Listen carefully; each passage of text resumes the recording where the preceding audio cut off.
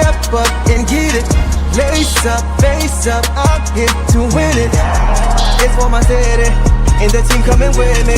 Headed for the championship, even if the road is long.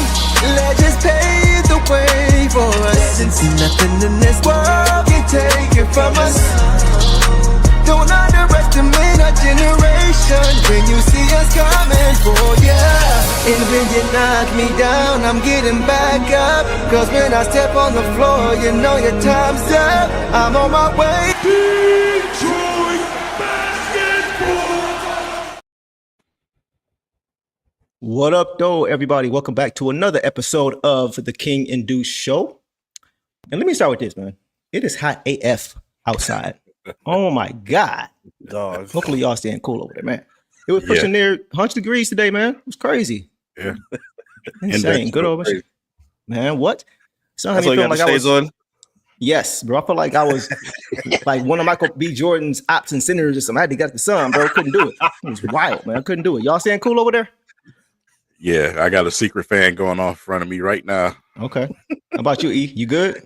Yeah, ACL full. We ready to go. How y'all doing, Blast that boy. Blast that boy. Be good. Yes, good to have you back, man, as always, man. Good to have you on the show. As you guys can see, the squad is back. Tonight, we got King in the building with Eric Vincent, a.k.a. E. Vinny, as I call him, of Clutch Points, rocking with us again tonight. So welcome back to the show, bro. Appreciate y'all, man. Let's get to it. King, you ready to get to this, dog? Yeah, man. We got a lot to talk about. A lot took place over the last couple of days. Yes, it did. So we got a jam-packed show for you guys tonight. Let's get right into it, man. And also, want to shout out everybody who is here in the chat. We see y'all. Assassin King, Ryan, Marvin was here early. He said an alarm. So he wasn't missing this one. So that's what I like to hear. So we definitely going to try to deliver for y'all tonight. And let's get to it, man. So let's start with our first topic. NBA Finals has come to a close. So just to set it up, the Thunder won their first NBA championship since the move to OKC, beating the Pacers in Game 7 at home, 103-91. So SGA won Finals MVP. He becomes only the fourth player to win the scoring title, league MVP, and Finals MVP in the same season, joining only Shaq, MJ, and Kareem. So first of all, shout out to the Thunder, man. Great season, man. They defied all the talk, all the everybody hating them, saying they were a good team. They were only a regular season team. So shout out to them for finishing the mission. If I remember correctly, King, I think you had the Pacers in 6. Eric, you had the Pacers in 7, and I had the Thunder in 7. Did I get y'all's predictions right? Yeah. Okay. Yep, that's mine. Yep. All right. So I'm gonna tell y'all, man. It felt like Game 7 was gonna be one for the ages. Maybe it's just me, but I feel like it was on its way to having that Cleveland Golden State Game 7 kind of feel. What are y'all thoughts on that? Yeah, man. I'll even go as far as to say as I felt like the Pacers was on their way to winning themselves a championship. The way that Halliburton came out, he was, head on fire. When Halliburton comes out and produce like that early, it's really, really hard to beat the Pacers. Yeah. It really is. A lot of games you see him, sit back, get a lot of assists. But when he's coming out like that aggressive, yeah, it's very hard to beat a Pacers team who I also still believe had the better bench, obviously. So those guys coming off the bench, man, did their part last night. But, after the injury, it just wasn't enough. Yeah, for sure. Good call on your part by the bench. They surprised me. I think, Eric, both of y'all, you guys talked about the bench of the Pacers. And I think I might even have overlooked them, even though I was so high on them this year. Eric, what were your thoughts overall just on what you saw last night, bro? In the actual totality of the game. Yeah. Yeah, it was I'm with King 100%. It looked like they were hungry. Halliburton, talking his trash, heating up. Like he had been hearing all the talk. People have been questioning about his consistency as a scorer, and then he just came guns a-blazing immediately. They had all the makings to win the series. I love the way Siakam had been playing. I feel like Turner maybe was a little bit inconsistent. Some of their role players were kind of come and go. But, TJ McConnell, he been steady all series. He did a great job of, setting guys up, very herky-jerky with some of his isolation scoring. But, they had all the makeups to pull that upset off. I mean, OKC was still a young team. They were able to take advantage of some of their mismatches. And it's just unfortunate the way it had to, result for Halliburton. It was ugly the way it ended. I hate when they replay injuries like that. But yeah, it was really ugly on his part. So prayers up for him. Congrats to OKC, and no shame for the Pacers either. I mean, I know they were crying and upset, but they vastly exceeded their expectations to get this far in the Eastern Conference. That was, to me, more competitive than people will give them credit for. But you know, they did a good job representing and showing that there's a new era in the NBA with parity, young teams, and you know, not that super team predictable basketball that we've been seeing over the past several years. 100%. I want to give Tyrese credit too. Showed up in the biggest moment. He showed up in the biggest moment. You know, a lot of people were saying, you know, he hasn't really proved, but his whole postseason, he's proven it, that in big moments when the lights are brightest, that he wants that. So I want to give him credit for showing that all series long. And who knows, maybe they would have won that game, man. But as you guys mentioned, in that first quarter, man, 7 minutes in, or 5 minutes into the quarter, he went down at that 7 minute mark. It's crazy to me how quickly just he went from living out his childhood dream 1 minute in the finals, game 7, to experiencing his worst nightmare the next minute by sustaining that Achilles injuries in the finals in game 7. It's crazy.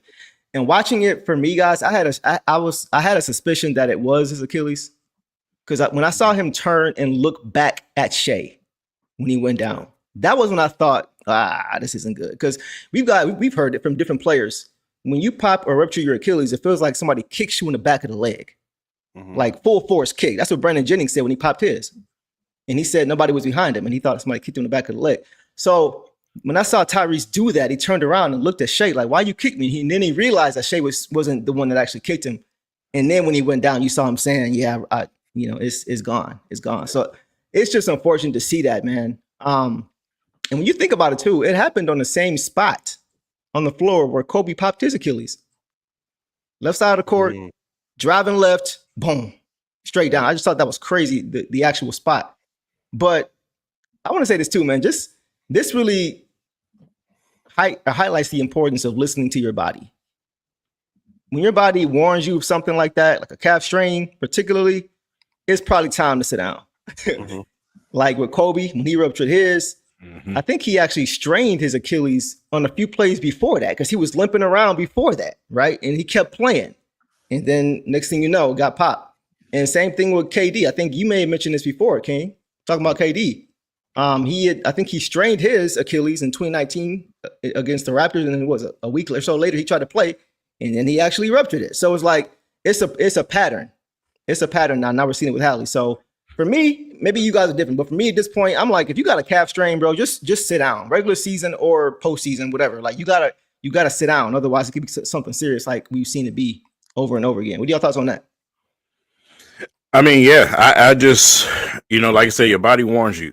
Your body warns you, gives you signs all the time. And injury like that, just to watch it is just crazy. The way that thing just pops, and you see that calf muscle just move. Yeah. It's crazy. It's to the point now where a lot of people are even questioning it at a professional level. Should they shorten the season? Yeah. You know what I'm saying? Yeah. Should they shorten the season? And I don't know if that's the solution to it. I think we need to cut back on a lot of the back-to-back games, though. A lot of those are brutal, especially during the wintertime when you have the inclement weather and all of those type of situations, man. And the back-to-back games are definitely not fun. Yeah. Especially when you get in a hotel 3-4 o'clock in the morning, and right. Like I said, it's just constant. It's just going. And we got to understand that this league today, they play faster and they play more explosive. So, even more so than back in the day. So, you kind of got to, if you ask me, stretch the season out, not make it shorter, stretch it out, less back-to-back games. Hey, it gives us something more to watch a little bit deeper into the summer, so we won't have to suffer this period like we're about to right now. Man, if the All-Star game continues to be the way it is, man, just kill all that and just give them time to rest the way it's going right now. I mean, hopefully that doesn't happen that way, but I'm with you, bro. Or have an NBA bye week or two, what I'm saying? Something like that. Find some type of way to stretch it out and give these guys an opportunity to rest their bodies. You're right, bro, because that's the last thing you want to see, bro. In the game 7, like even from a fan's perspective, it just kind of took the air out of the sails for me. Even if the Pacers did find a way to win, which would have been incredible, just not seeing both teams at full strength in the game 7, that's the worst thing. You know what I mean? So I'm with you, bro. I think something does have to be done. We lost. Oh boy, We lost Deuce out of here. As I was saying, he pushed the. As I was saying, my bad. I think something does have to be done about it. I want to shout out. We got a few people here in the chat too that were saying Dame Lillard. Shout out to my boy Ron Swank Ron saying Dame Lillard too. So a lot of guys are kind of going through the same thing, man. So just as my perspective of it. But King, I think you hit it on the head as far as just maybe stretching the season out or just giving these guys a longer break, so that way they can be fresh for the most important time of the year. One more thing, man. I thought this was interesting too. When you think about Pascal Siakam, he's been on both sides of an Achilles injury in the finals now.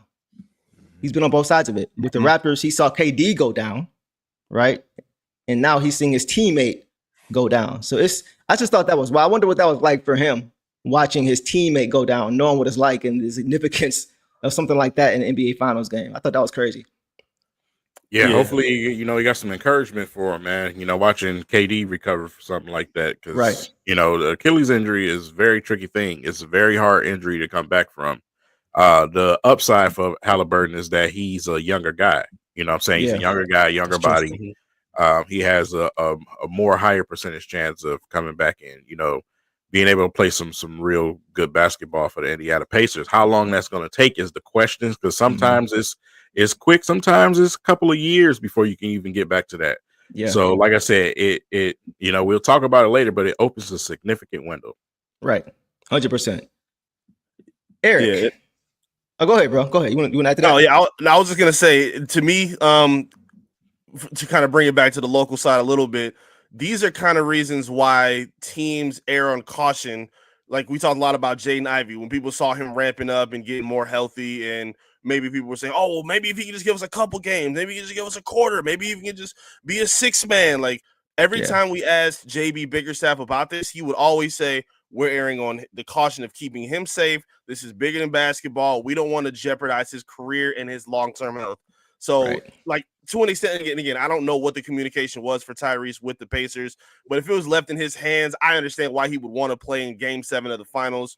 But an airing of long-term caution, these are the kind of reasons and the kind of things that they want to prevent from happening, because, he's going to be kicking himself about this for a while. Granted, I don't know, again, what the conversations was, but these are the kind of things that you want to limit and prohibit from happening, just in case, because again, like King just said, we don't know how long this is going to be, for somebody like him. He's a primary ball initiator for them. He's not really much of an off-ball type player. So, I mean, who knows? This could have long-term effects. Hopefully not.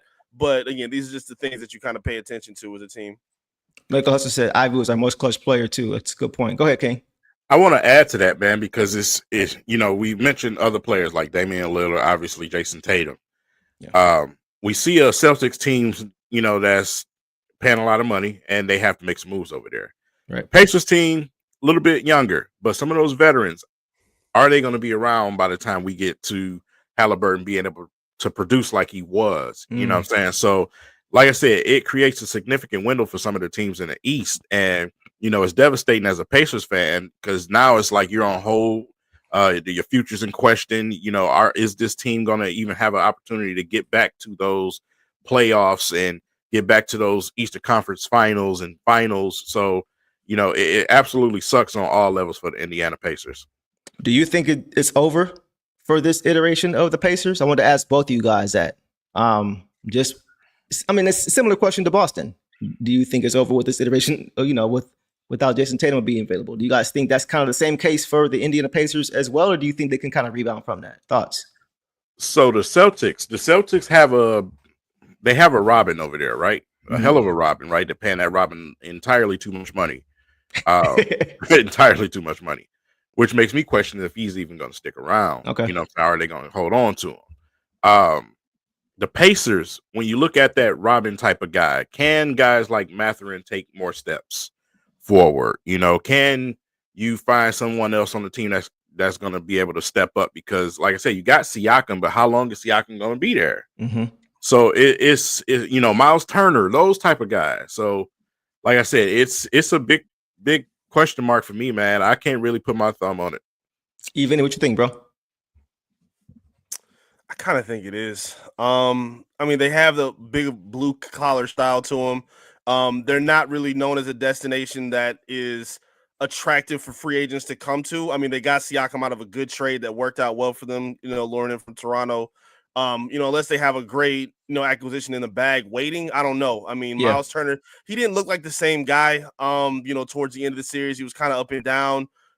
Didn't really have the consistency with his jump shot. His defense got challenged a lot at the rim.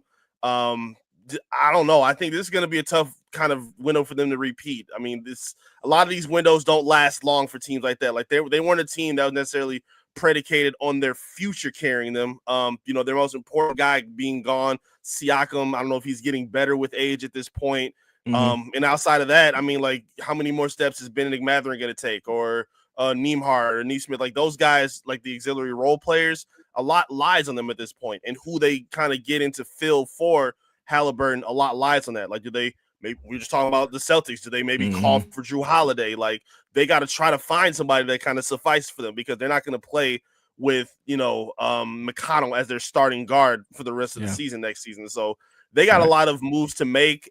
I think it's kind of over for them next season. How they retool, we'll see, but I don't see them in the championship window next year. I'll say this. No, I'll say this real quick. It depends. The other teams in the East play a lot into that too. Yeah. The positive thing for the Indiana Pacers, they still have Rick Carlisle over there, and that culture is already created over there. So whoever's on that team, they're going to play hard. They're going to play together.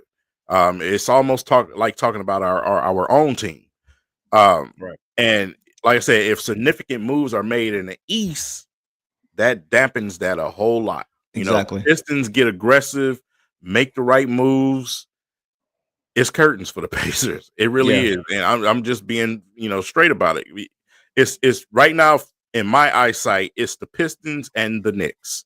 That's in my eyesight. So hold that thought, because I want to hear your thoughts in depth about that. I got that saved later for the show. I definitely want to get both of you guys' thoughts on who y'all see. So King, kind of whatever appetite there. Real quick, before we get to the next topic, TJ McConnell, bro. I want to give Eric his flowers, because he was one of the few people who was saying that he was going to be a factor. I think when we did our predictions, when we made our picks, I was saying the Thunder because I thought when Shea went to the bench, it would be more or less impactful than when Hallie went to the bench. I was saying, who's going to be that second guy? Who's going to be that third guy? And I just felt more comfortable with Chet and Jalen Williams as opposed to Siakam and then who. And then you said, well, TJ McConnell, don't sleep on him. His effectiveness is going to be key in this series. And we saw all up and down this series. Like every game, it seemed like he made an impact in some way, shape, or form. Maybe not always scoring, but getting key steals and big moments or whatever, right? So I want to give you your flowers for that, because I didn't see him performing at that level. What were your thoughts on how he performed? Was it kind of what you thought? Did he exceed your expectations? Like, what did you see with him? Man, real Piston fans know he a Piston killer. I've seen him do this for too long. He's always been that nagging role player that you don't really game plan for, but somehow manages to come out with 15 and 8 and turning the tide of a game just like that. Like he's done that every year that I can remember, back when he was in Philly, like with other stops around. But he's always found a way to be effective. Hallie called him their great white hope for a reason, and he played like it. He was fantastic off the bench. He's that perfect role player that's going to be remembered for their franchise forever, just because of the way he fits that foundation of that gritty style, and his leadership as well to help those young players rise up to the occasion. So yeah, he deserves all the credit in the world as a passer, as a scorer. He did a lot, and a lot of defensive playmaking as well. He did a really good job in the series.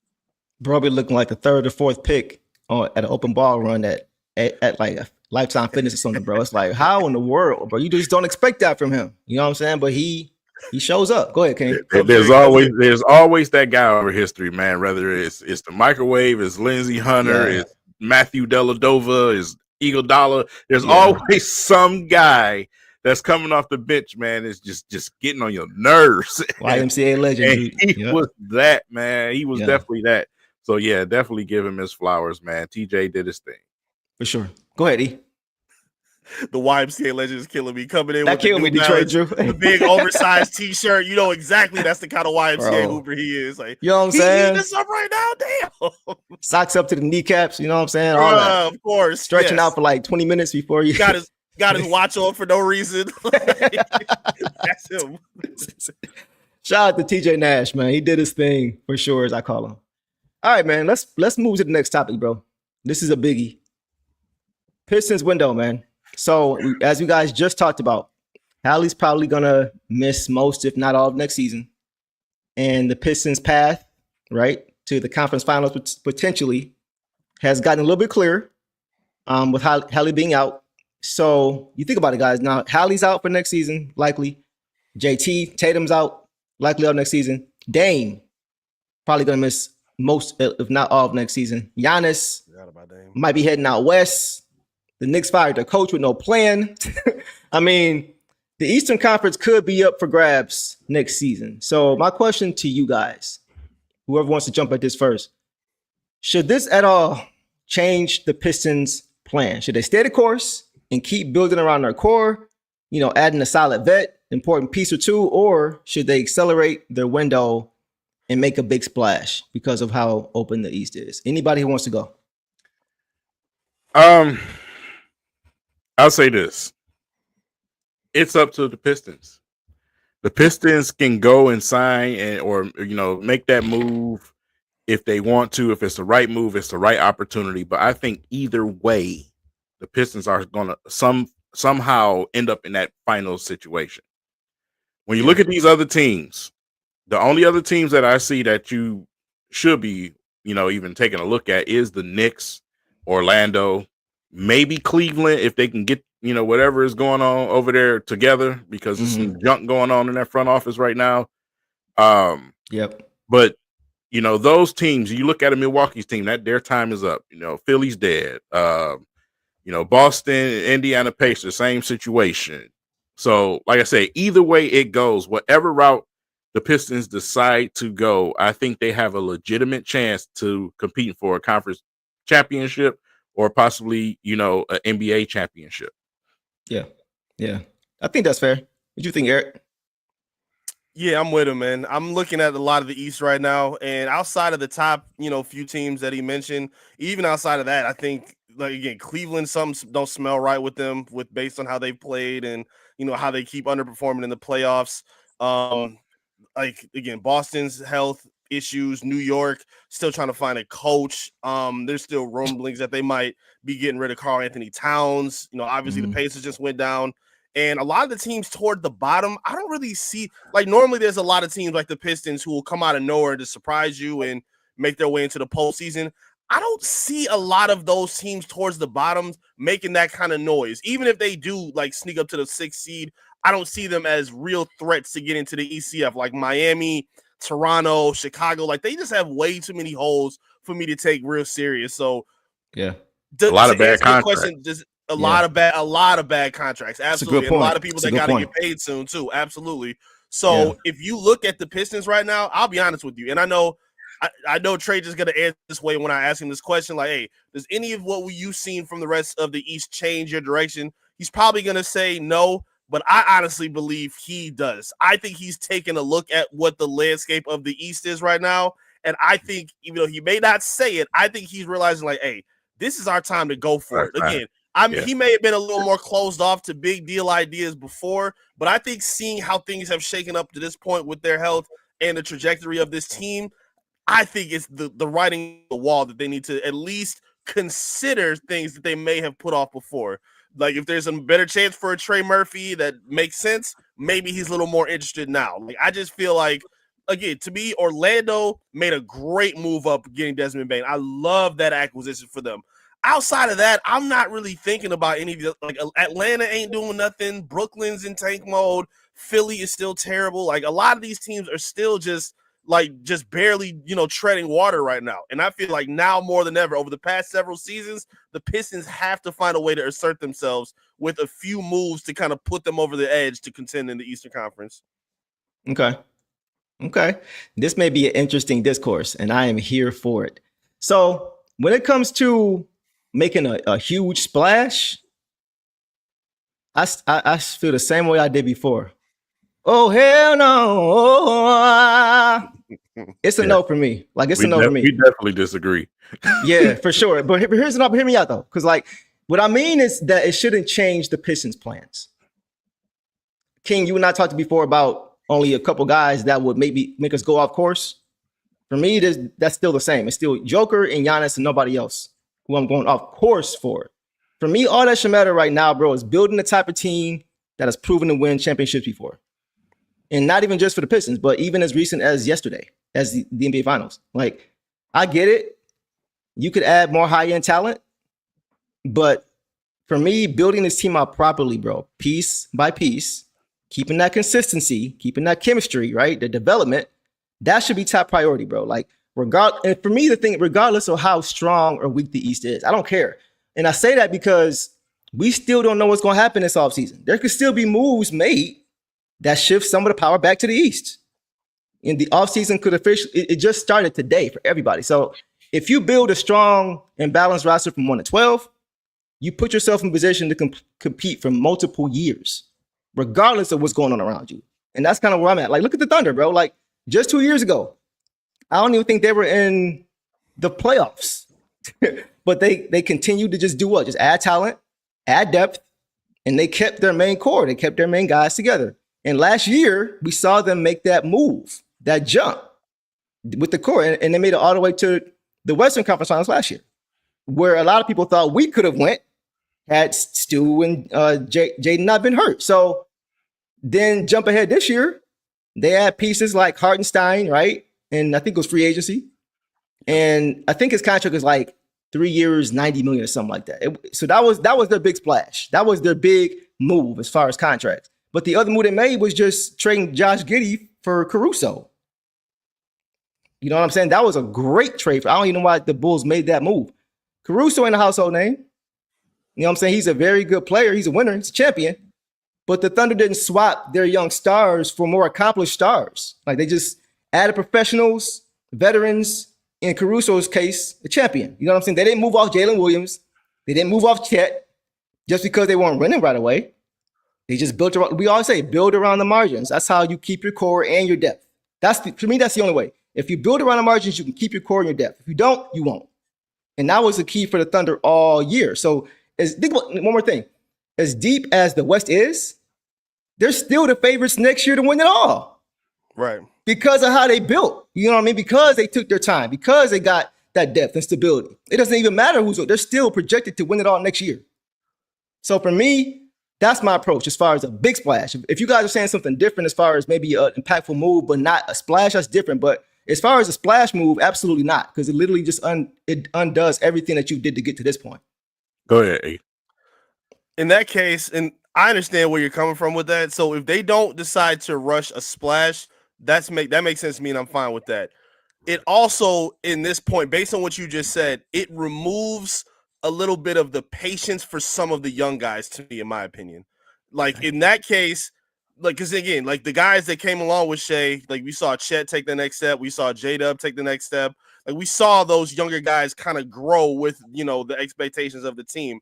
And that has to be the Pistons if that's going to be the case. Because, again, a big point of emphasis for the Pistons are their young guys kind of carrying the torch. It's not like they don't have a Siakam that can kind of help be the ECF MVP if they needed somebody. Like, it has to be the young guys that's taking them over that edge. So, like, guys like Assar, guys like Ivey, Durant, like, we don't have a lot of time to, be soft in the first half of the season, as he coined. I'm not being disrespectful. He has to be that consistent player in that paint protector that they're going to need all season. Like, you don't want to be playing catch up in the second half of the year while other teams like Orlando or whoever else may be making a splash to kind of, take up that space at the top. They have to meet Cade up there. They have to show that they're ready to, take that production to the next level instead of just, again, normally the Pistons were able to, like, as of right now, like, progression and developing their talent and potential is still a priority. But based on now, to me at least, you kind of got to rise up to the expectation just a little bit based on the opportunity that's in front of you, because you don't know what it's going to look like in 2 years. You may still be there, but teams are looking to grow. Like, Orlando could add somebody else. Like, a lot of these other teams could, find their growth or make a splash that we don't see coming. So to me, again, if you don't want to rush the splash, that's cool. But I think the young guys, hey, we're watching you now, and there's no more excuses for, okay, they're babies, they're taking their time. Nah, bro, the window is there. Take advantage of the moment and make it count. I agree. King, real quick before you dive in, bro, I wanted to respond to this. Lohi said they had to give up Josh Giddey for Caruso, and he's part of the young core. Absolutely, that's a great point. But in you guys' eyes, is Josh Giddey as good as any of Jaden Ivey, Assar Thompson, or Jalen Durant? The answer for me is no. No. And I think that's the reason why they made that move, because also he is not a great defender. And what do they do in OKC? They defend. So he didn't fit was the problem. And I think it didn't matter as much with the Bulls because they're the Bulls right now. And the Thunder have aspirations, and they just achieved it without a Josh Giddey who didn't fit. So I think with Lohi's point of view, if you're trying to make the point of the core, I would agree with doing it if it makes sense. But for me, none of these guys are in a Josh Giddey situation when it comes to their roster. I just wanted to comment on that. Go ahead, King, or whoever wants to get in there. I'm glad you brought up his comment. By the way, you high for saying this. But anyway, I'm dead. No, bro. What? So, stop it. All right. That was a lot. Sheesh. That was a lot. So y'all know what other team I cover here in Detroit, right? Mm-hmm. Detroit Lions. I don't want the Pistons becoming the Detroit Lions. This window just blew all the way open. I just said this the other day. That window you have to take advantage of. This is not the 1980s, 90s, or early 2000s. Some part of your core is going to have to eventually move on simply because of the way contracts are set up in this league today. You can't keep everybody around. So you take one piece and some picks and move someone now, or do you wait later to do that? That's my thing for the Detroit Pistons. So with that said, if it's the right move, if it's somebody that's undeniably going to take you to Disneyland, you do it. If not, you stay the course. You build with what you have. I know a lot of us as fans, we fall in love with a lot of players. Mm-hmm. But if it's something where you can push the button and win right now, you absolutely do it.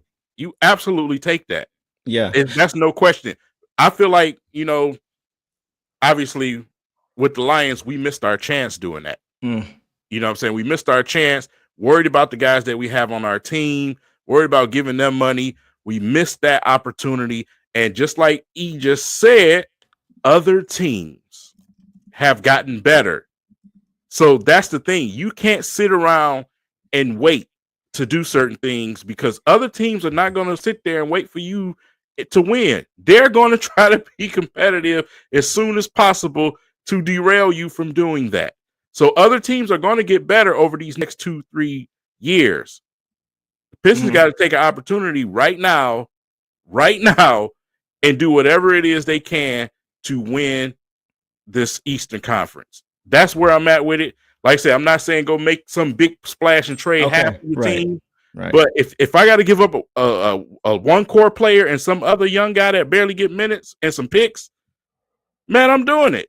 So I guess I think like for me, it's just like, where is the line? Like, where is the line? Like, who is the guy? There. And no, I'm saying like as far as the impact. Oh, who you talking about?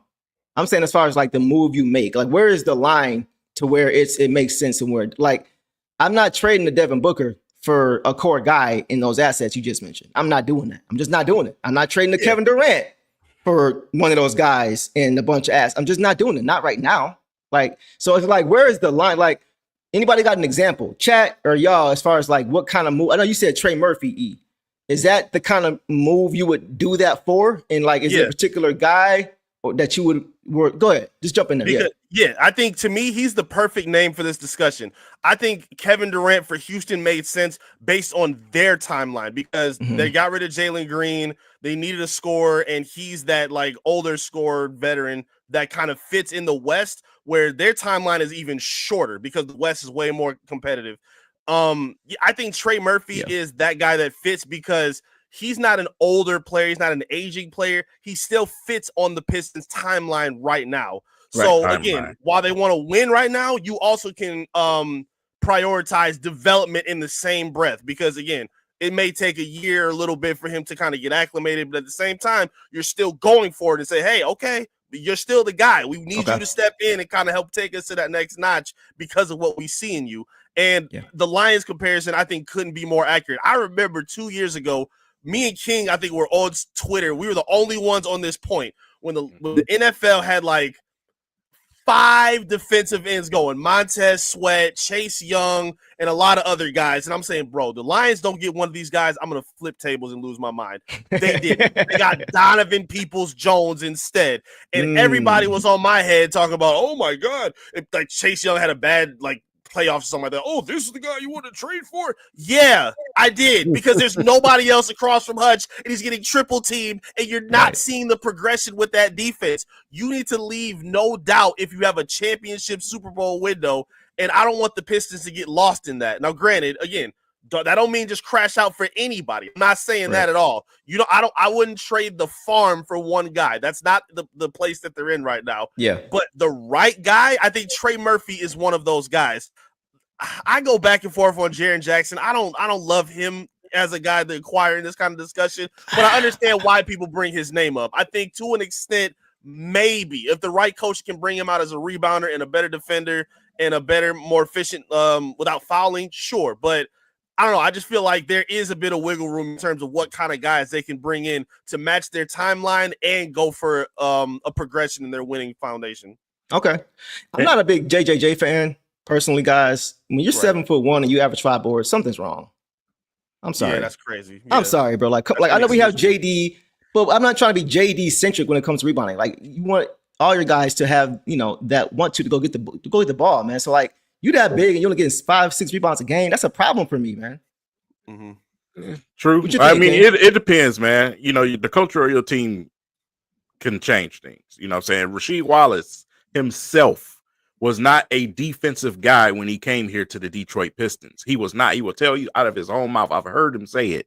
When you look at guys like Tobias Harris, before he came here, he was not nobody who got rebounds and played defense. That's true. But it happened. So your team's culture can change certain players. I'm not saying that automatically will happen with him. Right. But, like I said, it's the standard that you hold guys to when they come into your organization.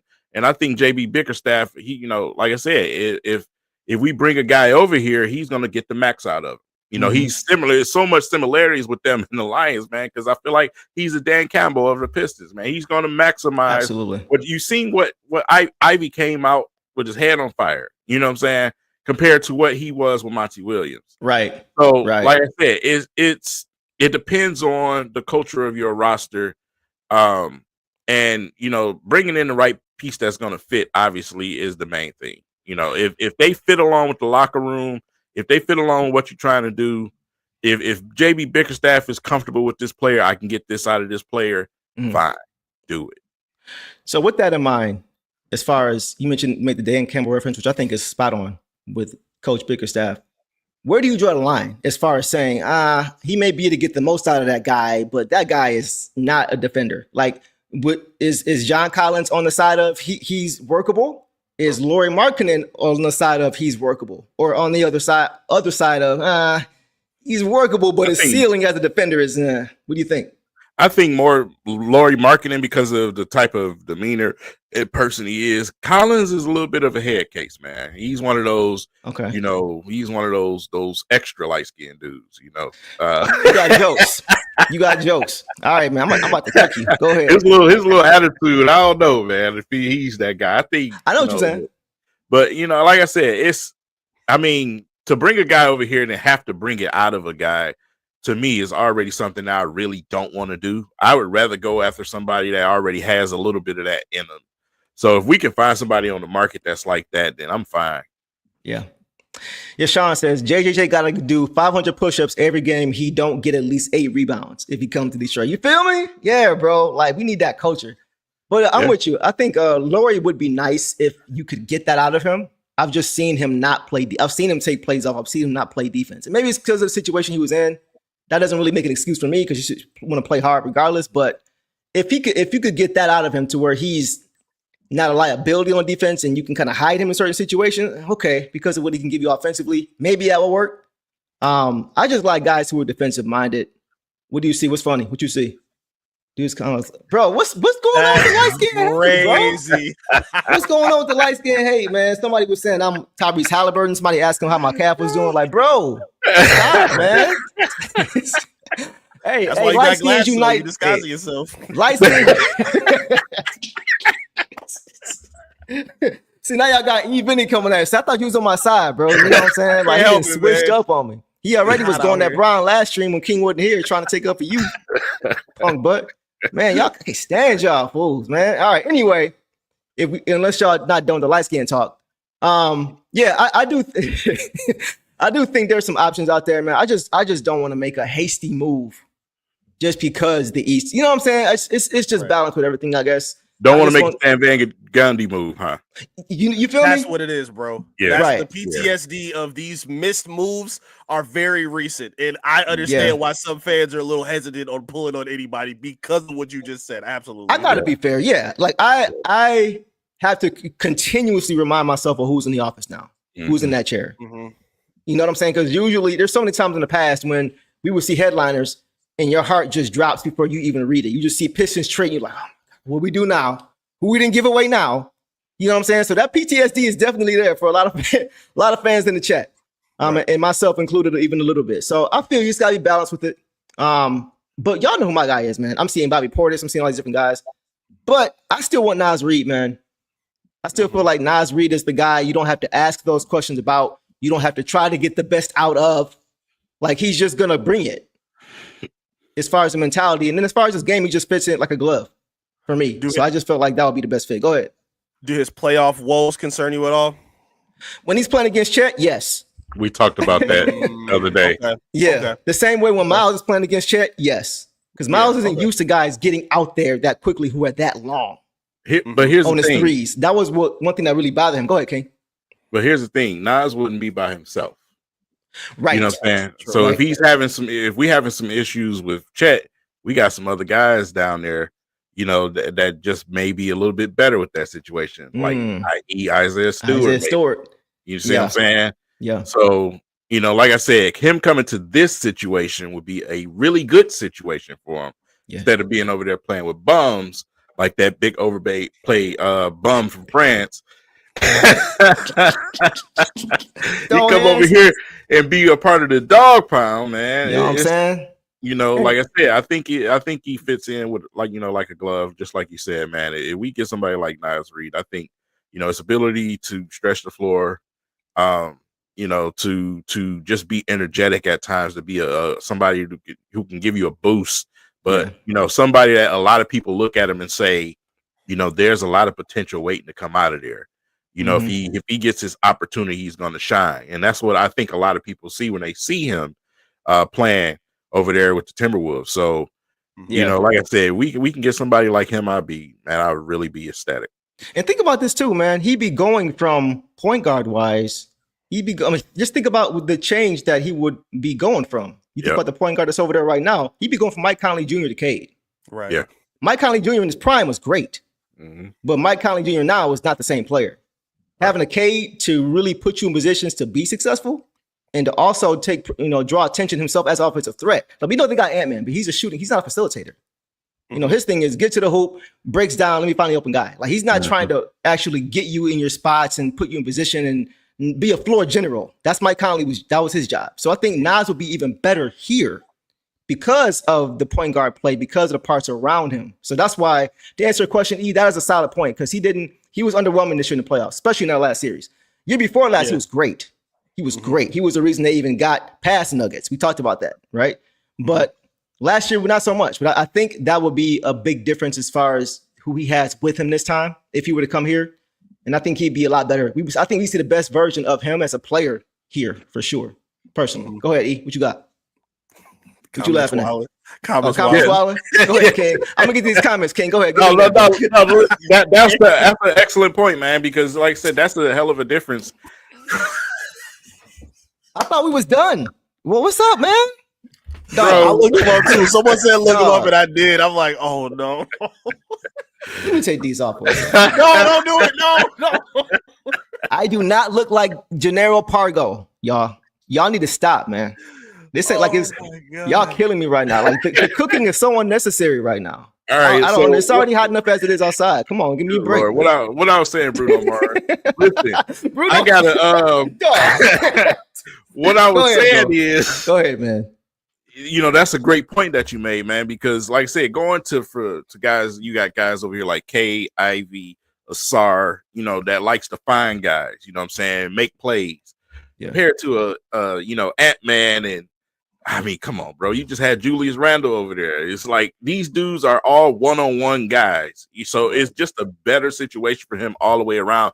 Even our bigs, even during himself. I mean, the leaps and bounds he's made as a passer. Right. You know what I'm saying? So, like I said, those guys are not selfish all the way around.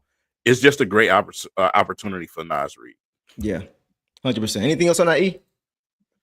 No, I'm 100% with it. I'm cool with Naz Reid. I think he's probably the best case scenario of the guys that they could add.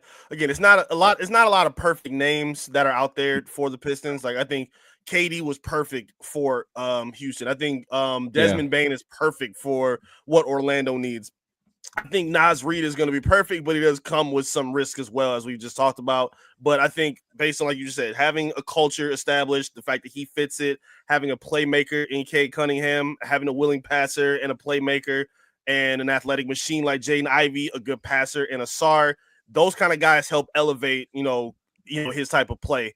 I also think, like I said, it kind of increases the expectations for the other guys.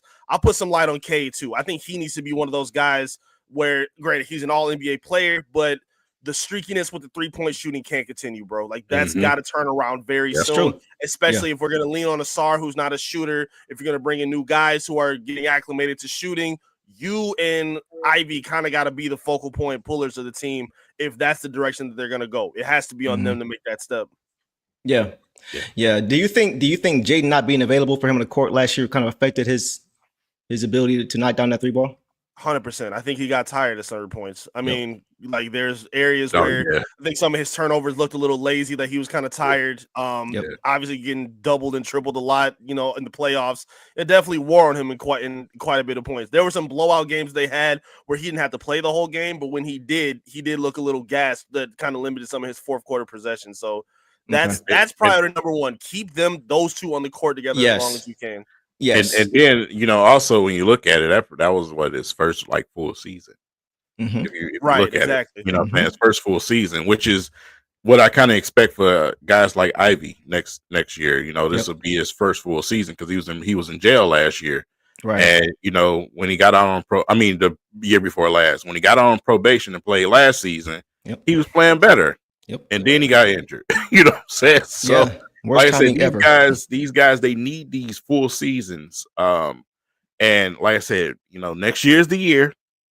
We're gonna get a chance to see Ivy and Cade play a lengthy amount of basketball games. Right. Speak into existence, bro. Yes, man. Because like I said, it's just been too many moving chairs, man, with these guys.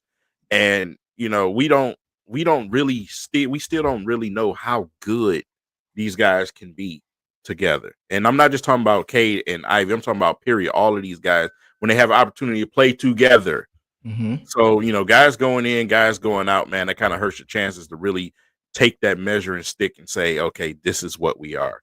And I think, the Pistons making it to where they were last season in the midst of all of that chaos, that says a lot about this team. Right. That's facts, man. Marvin Tolbert, this is the last one you're going to get. Have fun with this, y'all. Jason Caffey. I'm done with y'all, man. I'm officially done with y'all. Play for the Bulls, I believe, at some point. Yep. Why y'all naming all these bums, bro? Not bums, but all these bench warmers, bro. Jason Caffey, come on, man. All right. Anyway, I'm done with y'all, man. All right, let's move on. You guys mentioned, you guys kind of touched on a little bit as far as Kevin Durant trade. Kevin Durant getting traded to the Houston Rockets. So let's talk about that a little bit. The Rockets traded for it was some guy he's supposed to be like better than Cade or something, I think. Yeah, the guy who said that every time he plays Detroit, he's coming. He's gonna make us regret not Michael Jackson suit on draft night. Was that guy? Not Michael Jackson, bro. I'm dead. Yeah, Afro looked like the Mac, something like that. So in case y'all ain't figured it out, he's talking about Jalen Green. He was part of the trade. The Rockets traded Jalen Green, Dylan Brooks, which I think is a big loss for them. And also this year's number 10 pick and 5 second-round picks. So immediate reactions to this trade and kind of facetiously are the K comparisons with Jalen Green officially over? I mean, currently at this point, great trade for Houston. Obviously, that's obvious, right? When you look at Phoenix, they're not done. I mean, that's obvious. They're not done. They're actually looking to move Jalen Green. Which pushed me to the question is, what else are they willing to do over there in Phoenix? They finally listened, because I've been screaming it into the camera for the last year. Phoenix, blow things up over there. Man, it's not going to work. You're not going to win the West. I'm sorry. I mean, you got all these dead shells over there around Devin Booker. I feel sorry for him, man. I kind of don't, though, because he got power to do things, but he decided not to do whatever. Right. But you know, like I said, man, that was a great trade for Houston. But let's just see what Phoenix decides to do. You know, who they move over there as far as, because you got like what, five guards over there, 5 redundant guards. Man, they got a ton of guards over there, bro. They got nothing but guards and forwards over there, guards and wings over. That's literally their team. Yeah, what they get, you know, on the backside of this deal will say a lot. Right now, it looks like a clown move, but they're not done. Ishbia is trying things. MK said. What are your thoughts on that, Eric? Yeah, this is a huge move for Houston. Again, this is something they need to do. I think this was probably the best place for him to go. I would have been mad if he went to San Antonio. Like, I would have been heated to see KD play next to De'Aaron Fox and Wemby. I would have been heated off of that, trying to do another super team Twin type Towers. Deal. So this is a safe deal. I like it. Gets Jalen Green out of there. He'll probably be on the move again. We're just talking about the moves they're gonna do. This is an awesome move for them. I'm happy for Houston. Again, they're a team that was on the up and up around the same timeline as the Pistons. And, you know, I know a couple people in that fan base, so I'm happy for them. I know they were geeked up because they never thought they'd have a chance to land somebody like KD, and it's not like a T-Mac Piston situation. They could actually use him to get to a championship contention. So I love it for them. And it's common sense. This conversation is not real anymore. I tweeted it. I made a video about it on my page yesterday. Top Title Detroit. The comparisons between Cade Cunningham and Jalen Green don't ever need to happen again. Never, ever. Like, let's kill that from now on, man. Like, people all, like, from when the time it started, the NBA media tried building it up as a 1 versus 2 thing, and it was never going to be that. We knew that in the summer league game when Cade crossed him up, when Cade was out playing him in the regular season, going all-star, going all-NBA, like, it never matched up to me. It was all hype for Jalen Green. Even when they called him the best scorer coming out of the draft, like, no, he's not. Like, Cade was the better scorer. Cade could post. Cade was shooting from 3. He was ambidextrous. He was playmaking. It was never an actual comparison except from the NBA media, Kendrick Perkins, and Rockets fans. It was not a real comparison in any way, shape, or form. So I'm glad we can finally put that to bed. It doesn't shock me that out of the big 4 of that class, between him, Mobley, Scotty, and then Cade, him being the first one to get traded out of that bunch does not shock me at all. Like, no, this was very, very expected. To your point, Devon made an interesting comment here. He said it was always Jalen versus Green.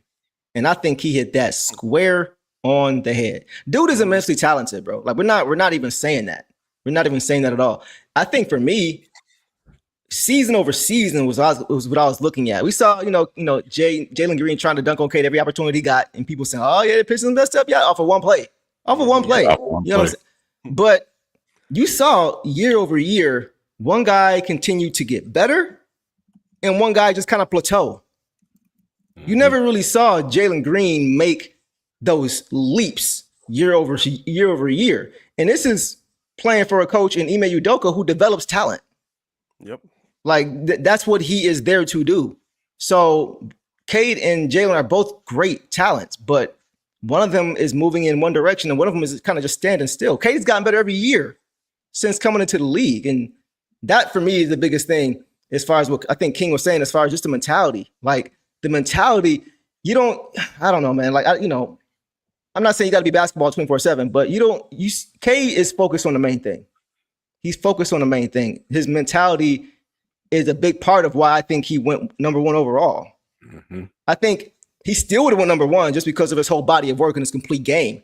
Right. But the mental aspect of it is probably what put it over the top, I would imagine. The maturity, the galvanizing of his teammates, just being that leader from day one is something that K has always had. And Jalen Green still has shown he doesn't have that. And he may never get that. You know what I'm saying? But that was worrying for me to see him not continue to grow under that kind of coach. K had a situation that was much less stable than what Jalen Green had. Coach to coach to coach, player to player to player, starting five to starting five, no stability whatsoever. And still maintained an even keel level head and still continue to lead these guys and still continue to show he wants to be here. You know what I'm saying? So it's no question anymore at this point. If anybody else still had their doubts, even Houston fans should know by now. It should be clear. With him not being there anymore, I'm sure they can really be honest with themselves. Yeah, it's a lot more than just athleticism. Fans, right. I say it all the time. Basketball fans, a lot of them, especially on the younger side, they just buy what the NBA sells them. And the NBA sells you athleticism and highlights.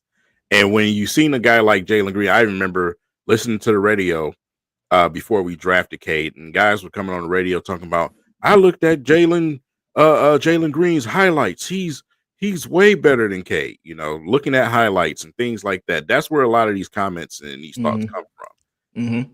The mentality is huge when you want to be a great player. It's huge. Every great player has that mentality. The work ethic, being able to sacrifice. K has all of the it that you need. He has every single part of it except the one thing that fans wanted when it came to that draft, and that was athleticism. Right. He's athletic, but he's not a freak athlete like Jalen Green. And a lot of people just use that and ran with that just to say, Jalen Green was better than Cade.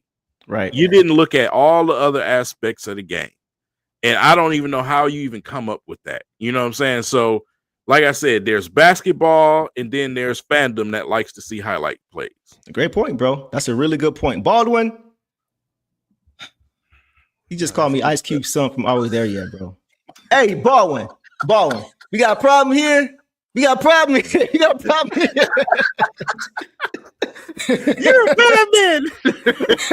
Good Lord. Man, y'all got me all messed up, man. Anyway, Neo the one says Jaden Ivey is the better Jalen Green. I would say absolutely. You know why? Because the ascension and the progression that we didn't see from Jalen Green, we've seen that from Jaden. He hasn't just continued to stay at the same level every single year. Go ahead, E. Yeah, Cade and Ivy have dealt with more adversity than Jalen Green has had to go through. The adversity that he's going through is himself. Jalen Green is his own adversity. Like having the playoff stretch that he had. For game 1, 7 points. Game 2, 38. Looked fantastic. And everybody thought, oh, here he comes. Here comes his moment. And he barely got out of double digits to rest. 9 points the next game. 8, 11, 12, and then 8 in game 7. Like he was completely disappointing. Like he had the same stretch constantly. Start off slow in the first half of the year, and then like when March and around like spring got going, that's when he would turn it on post All-Star break, and everybody would think, "Oh, Jalen Green's arriving." Like that just never happened. Cade has always had like a level of consistency where he was able to raise the floor around him with guys like James Wiseman, Killian Hayes, Isaiah Livers. Like the fact that he was still able to put up all-star level numbers and show that he could be a mature leader of this franchise and pick up the production of everybody around him. Yeah, it was night and day. It really wasn't as deep as people tried to act like it was. Of course, the NBA loves storylines and whatnot. They even pushed that when Cade went over to TNT, and then they asked him about him versus Jalen Green. Like it's not a conversation. It sells. It sounds good. But it was never a true conversation. It really wasn't. And Cade even showed it, like the way he played. Even when Jalen Green did do something, like, bro, that's your career right there. You're gonna Right. be hype off of this moment, but I'm Right. still gonna put my foot where. So like I don't really understand what you so hype about, but okay. On all y'all mofos. On all y'all mofos. All y'all. At the end of the day, one is a streaky shooter, the other is an all NBA guy. So that's just what it is. Yeah, I think that. Thank you, Troy Weaver, for not being enamored by that workout that he had. Exactly. That was so great, according to who? Jalen Green. So anyway, we'll leave it there. If it doesn't fit, you must have quit and get out of here, Neil the one. You need to stop with this Cuba Gooding stuff, bro. Y'all, man. I'm gonna cut this stream short because y'all gonna be cooking me all night, bro. I don't like this too much, man. I don't Good like this Lord, hey, you got the headphones on radio. Listen,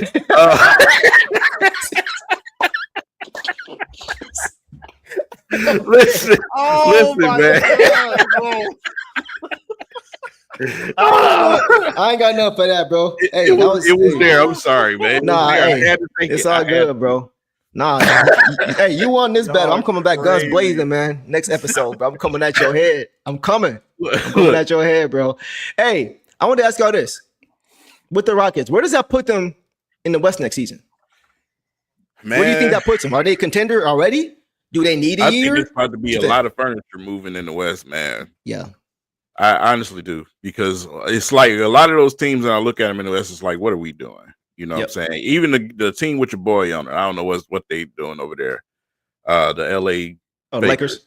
Yeah. Don't start. Go ahead. Yeah, it's like, what are we doing with some of these teams? You know, you're right, though. I just feel like it has to be some movement going on over there.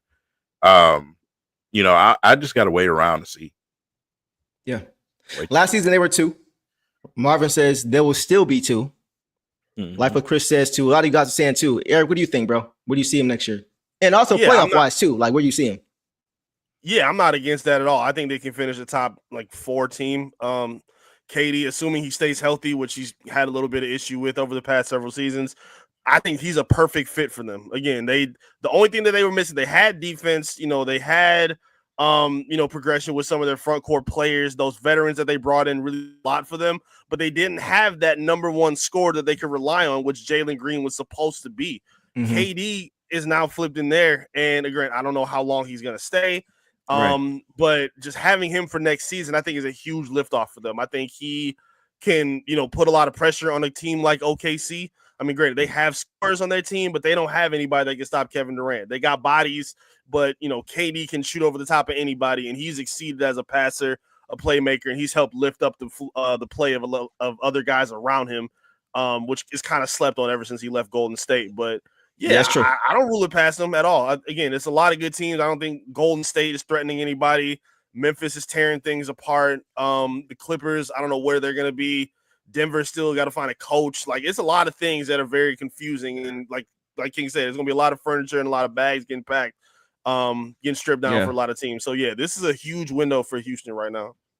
Yeah. Depending on KD's health, obviously, right? Depending on that, that's going to be a major thing. I still don't think they're going to come out of the West or anything like that. I still think OKC has a significant gap over everybody in the West right now. I agree. I don't think anybody really is going to beat them 4 times in 7 games.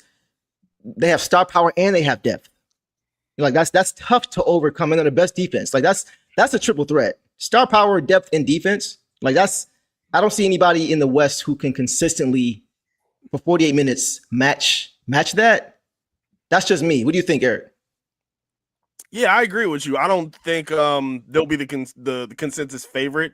But to me, like I said, to consider them a contender. If you can get to the conference finals of your conference, I consider that being a contender. And so I think based on where they are right now, again, I don't know how long it's going to last. I think they have enough pieces to kind of get to that area. Like if I were to put them up against the Lakers, I think Houston would be better than the Lakers. If they went up against right now with their team as constructed, even with Denver, like I love Jokic, but I mean, outside of that, I think a lot of those pieces are a little, they kind of come and go, whatnot. Yeah, they're aging, they're a little inconsistent and whatnot.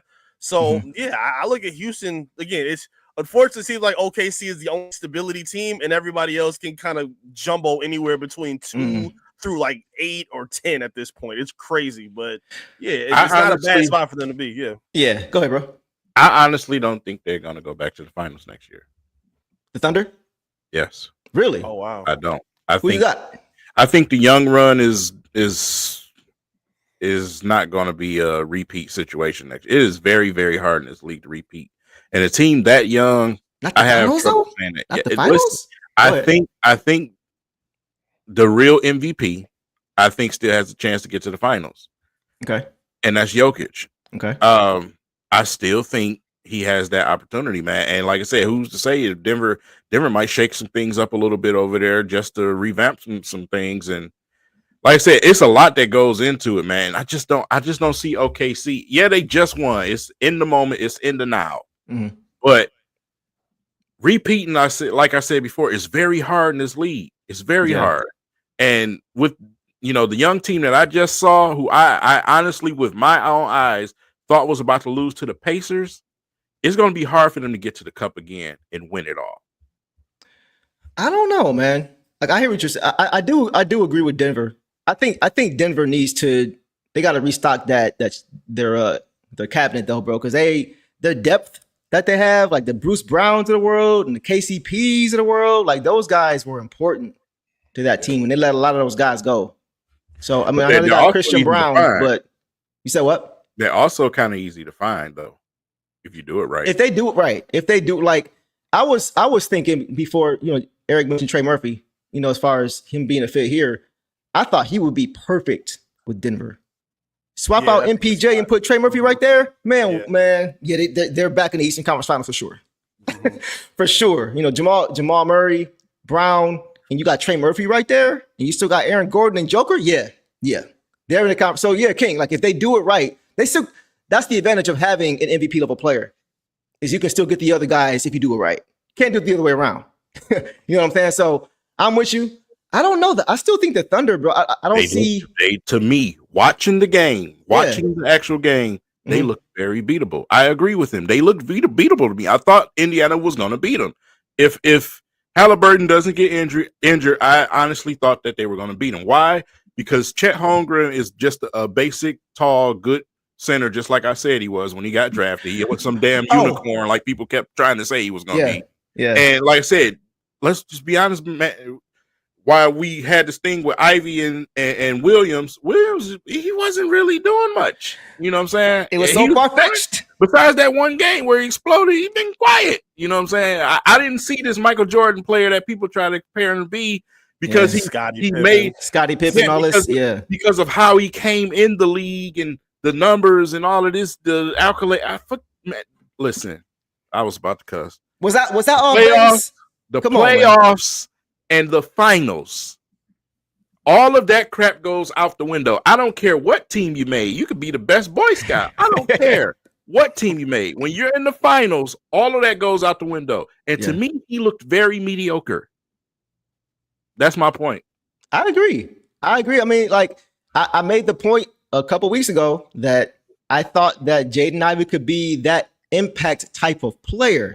And Twitter went insane. It blew up. For like 5 minutes, Eric was on there right with me on the front line. You know what I'm saying? Just trying to explain what I was trying to explain originally. It goes back to the point I made earlier. Look at how much basketball Ivy's played compared to Williams. Yeah. Ivy, like I said before, he just broke his leg last season, and then he had Achilles start in front of him the year before that. Right. You see what I'm saying? So 100%. Like the whole conversation was to say that he can get there, not that he's there now. Right. And just not even that he's going to be the same exact player. He can have that kind of an impact next to the star player. That's the point. No, well, Williams, he's such a two-way player and great defender, bro. He averaged 1.5 steals, bro. That is very attainable in this league. Yeah, Assar probably a better defender than him. He is. Assar's better defender. And and I don't want to take anything away from Jalen Williams, and I know you don't either. But this is come on, man. Like He's not the player that everybody has been making him out to be. At least not yet.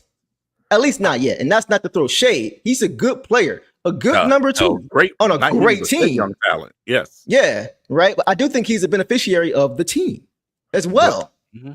Go ahead. Go ahead. Yeah, I also don't think his like two-way ability needs to be something that's replicated by Ivy. Like, I don't think he has to be the top line defender that he may have been. Like, Jalen Williams wasn't even the best defender on his team. That was Lou Dort. Like, I don't think the Pistons, with a healthy Assar, with hopefully maybe another veteran defender that they can bring on board to kind of take some pressure off of him.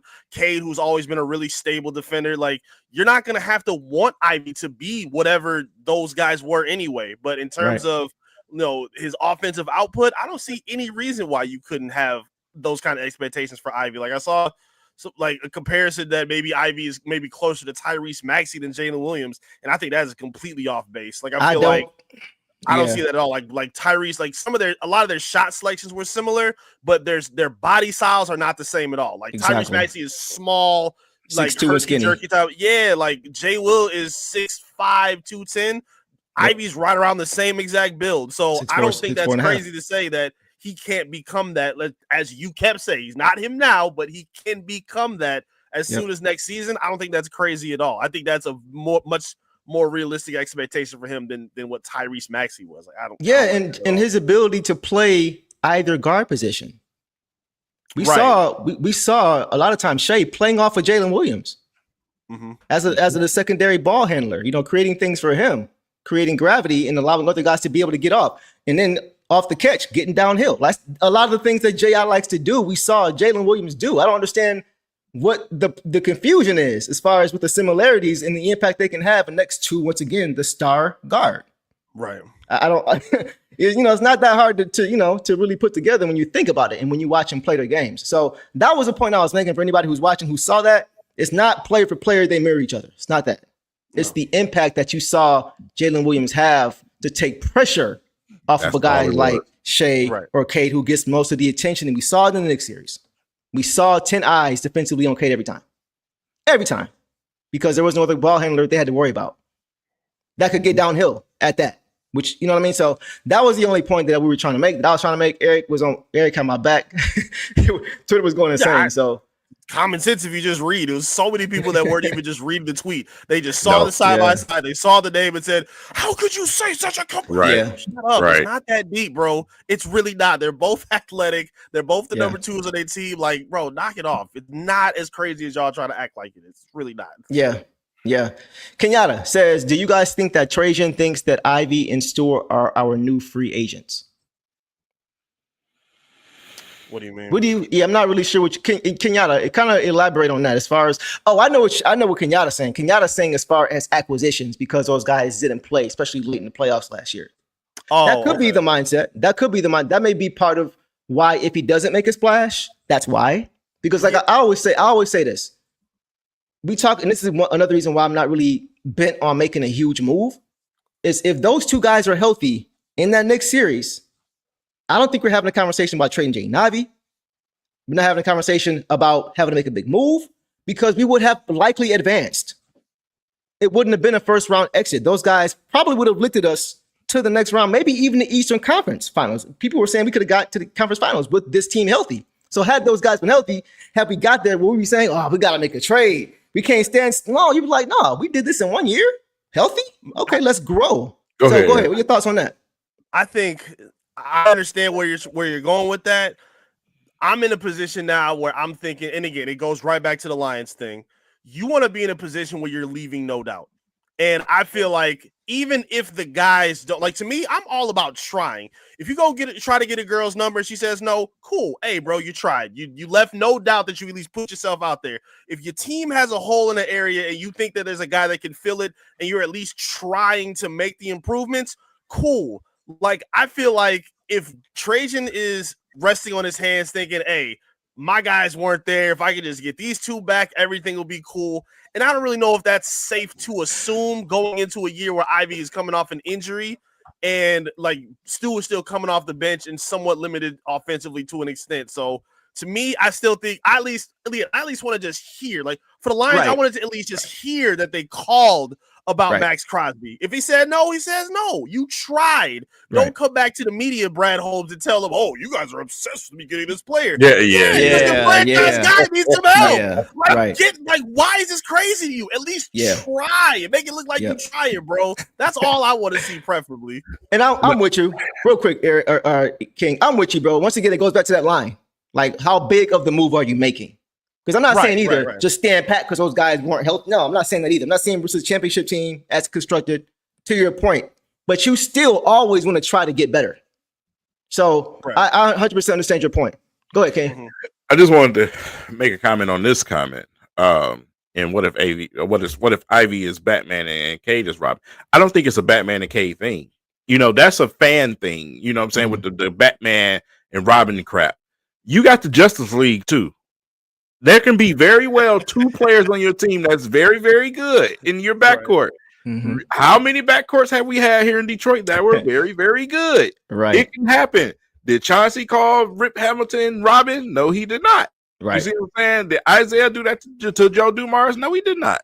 So it's not about who's Batman or who's Robin. It's if those two can play together and be productive. If Cade can continue to be the all-NBA player that he is, I'm going to keep on saying that, NBA, that he is. And if Cade and if Ivy can catch up and get to that all-star level and keep progressing, while we have this window to have both of these guys, the opportunity to have both of these guys. So, like I said, that's the most important thing right now. It's not about who's number 1 and number 2. Can we get the production out of both of these guys? Right, 100%. And it's as far as Batman and a Robin, and I forgot who said that. It may have been The Rock Never Stops, but somebody said this. They said it's more like Batman and Superman. Yeah, you got 2 guys, right? Exactly what you were saying. But those 2 guys in particular, versus like you got 2 guys who is 1 or 1A, and that switches on any given night. I think Eric, you even said it before, where you could see games where Jaden gets 27, 28 with a few assists and a few rebounds, but Cade has got 22 points, 15 assists, 17 assists. You know what I mean? 8 rebounds.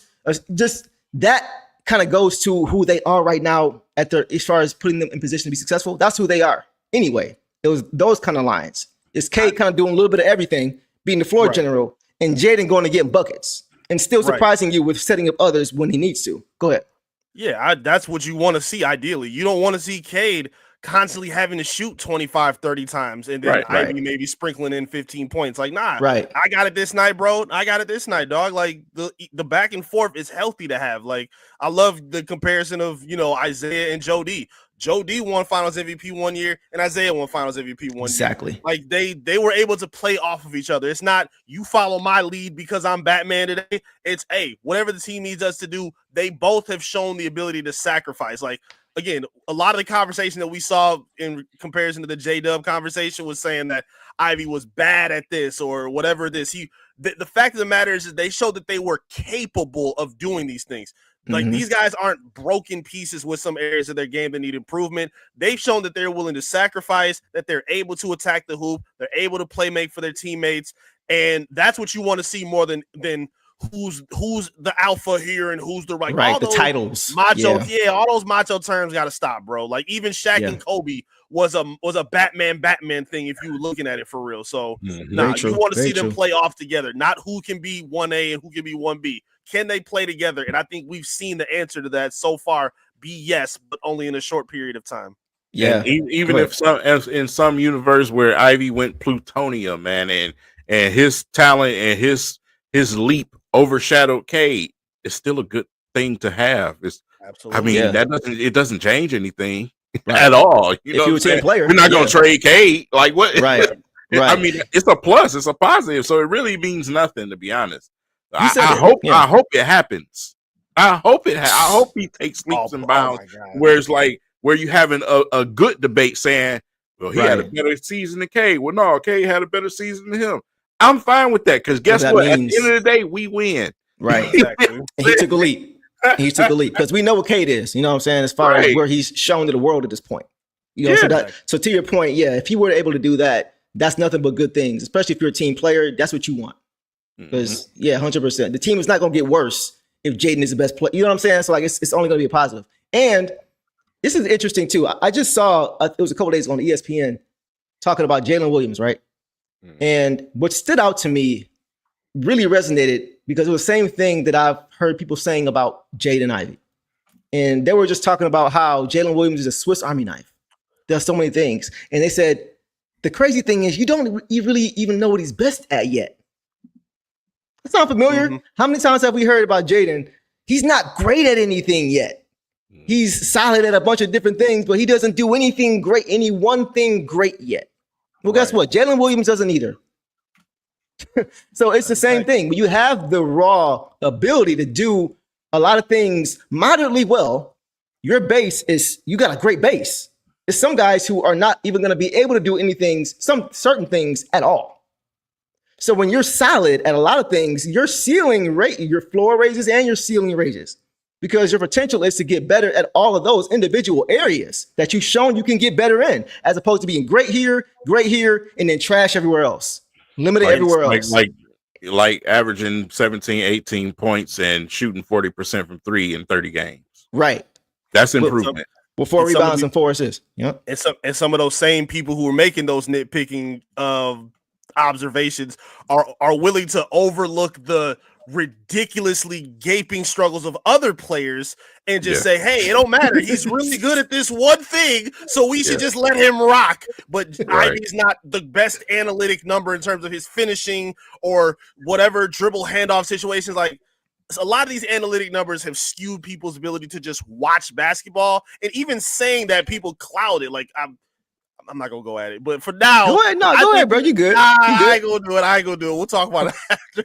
Okay. But my thing is, I don't know. I just think people, whatever the reason is, people got to give Ivy a little more grace. No, he may not be top tier in a lot of his analytic numbers, but again, he has the confidence, the improved mechanics to be that number 2 guy that Cade has shown. He has the patience, the the intelligence to kind of make it happen. And as long as he's still, at the top peak of his athleticism with his speed, I think he's going to be just fine to be what they need moving forward. Right.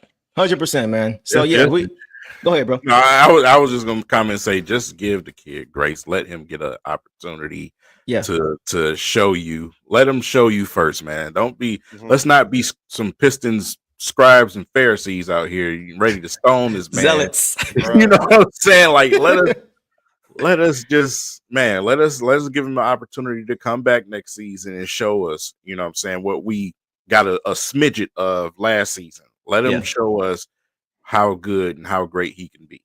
Absolutely. 100%.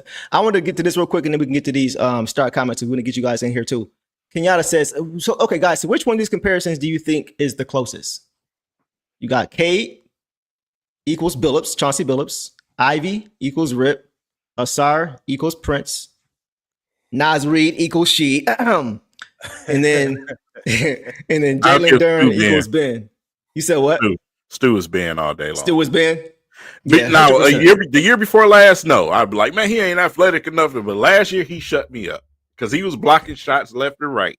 So, obviously, definitely Ben and Stu. Yeah. And it's crazy. Like, I told Eric the same thing. And Eric, I want to hear from you. I told Eric the same thing because Eric was like, man, I didn't see Stu taking this kind of jump. But that's the thing. Nobody did, bro. Like, even I was optimistic that he could max out his ceiling because of how hard he works. I just didn't realize how high his ceiling actually was because of how much he studies the game, bro. Like, he's a student of the game. The things that he can be great at, he is great at. You know what I'm saying? Like, he's not he's squeezing everything out of that orange, bro. Like, he literally is maxing out his potential. I think, Eric, to your credit, like, a lot of people, man, didn't see him making that jump because we saw a little bit last year, but Monty was Monty-ing. So we really didn't even get to see him full capacity in the right kind of system. But it was a crazy jump, bro, this year. I don't think anybody really saw Stu doing that other than the guys in that locker room and him, if they're being honest. So, if you guys didn't have an opportunity to go and watch, I forgot exactly what channel it's on, but Stu has a documentary on there, man. He talks a lot about, his upbringing, his family, his pops is on there. But one of the main things that he kept reiterating was, I love when people tell me what I cannot do. Mm-hmm. Stu hears all of he can't jump, he's not athletic, he's not this, and he's not that. Yep. And he's going to take that and it's going to fuel him like crazy. Yep. And when you have those type of players, you have to keep them on your team. Exactly. As long as you can. Because guess who else heard that? Ben Wallace. Yes. Ben Wallace heard that. You see what I'm saying? So, like I said, those type of players, man, those are true diamonds in the rough right there. Another great draft pick from Troy Weaver. 100%, man. I don't think, like I said, man, I was optimistic about him getting there, but I did not see him being this good this quickly from 1 year to the next. I thought it was going to be a lot more gradual. A whole lot of box jumps. Yes, that's the thing. That's the thing. He loved them box jumps, 100%. So shout out to Stu, man. Shout out to the Dog Pound, all those guys for bringing that culture back, man. Bringing that culture back. Yes, Devin, we definitely got to do that. Big dog, I need that. Stu. If you're watching this, bro, we got to do that song. By the way, Stu has his own song, y'all. Go check it out. I think it's called Big Dog. Go check it out on YouTube. It's a fire song, actually. Check it out. Making roots. You know what I'm saying? You know what I mean? All right, so let's get to the star comments. We talked about these things already, but I want to make sure I get these guys in here. So Keith Lee, what's going on, brother, says, Naz Reid will be 26 and Bobby Portis will be 31. Imagine Tobias at the 3, Nas at the 4, Jalen Duren at the 5. Man, let Assar go, man. That is a crazy lineup. Let him go. He can go to the bench. It'll be all right. You tweak. He can get in the game after 3 minutes. You tweaking, bro. I know exactly why you saying that. It's Assar. Man, nah, bro. Nah, man. Nah, man. I feel like Assar brings too much defensively, bro. Like, yes, he has a long way to go offensively. I know, bro. But just defensively, man. To me, we talked about this, King. I don't think Tobias can guard threes at this stage. They can't guard him either. They can't. So if he were doing posters, but that's your offense you run to start the game, posting up Tobias. Okay. Bro. I mean, all right. You know, I don't know. I don't want to go all the way to the other side on Assar too, because he also missed 8 months with that blood clot. We always talk about Amin and how good he's been. We got to consider that too. What version of Assar what we have seen? If you're gonna talk about J.I. and this injury, we got to talk about Assar with the blood clot. We got to be fair, right? So, like, if Assar doesn't have that blood clot and missed 8 months of basketball activity, period, how much further along is he? How much different does he look in the playoffs? How many pointless fouls is he creating against Jalen Brunson? If he just had the extra time, is what I'm getting at. Like, I think we got to kind of account for that too. Thoughts on that? Get in there. Go ahead. Here's my thing with Assar. Yeah. I love Assar as a player. Mm-hmm. But at times, him not being able to produce anything offensively and some of the struggles he had with turnovers, especially driving to the basket, I feel like it was just killing us at times. I feel like Assar right now at this point of his career is a situational player. Okay. Where you can have him come off the bench and be one of the first 2 guys off the bench. That's fine. He's still going to get his minutes. He still be able to impact the game. You still can throw him on a player if you got to. You're not paying him right now. So you can do that. He's still young in his career. You can do that right now. So him coming off the bench is not the worst thing in the world to me. Nah. It's not the worst thing in the world. I don't know, man. You just bona fide you just got him as a bona fide starter. He doesn't have to start. No, he doesn't have to start. But I'm just looking. I don't know, bro. We always talk about getting off to good starts. You know what I'm saying? As far as setting the tone where on the defensive end of the floor, easy baskets. Like that's what he does to start. He said, "What? Go ahead." With this lineup he's talking about, that is more. It's more space for K. It's more space. That's true. But think about this too.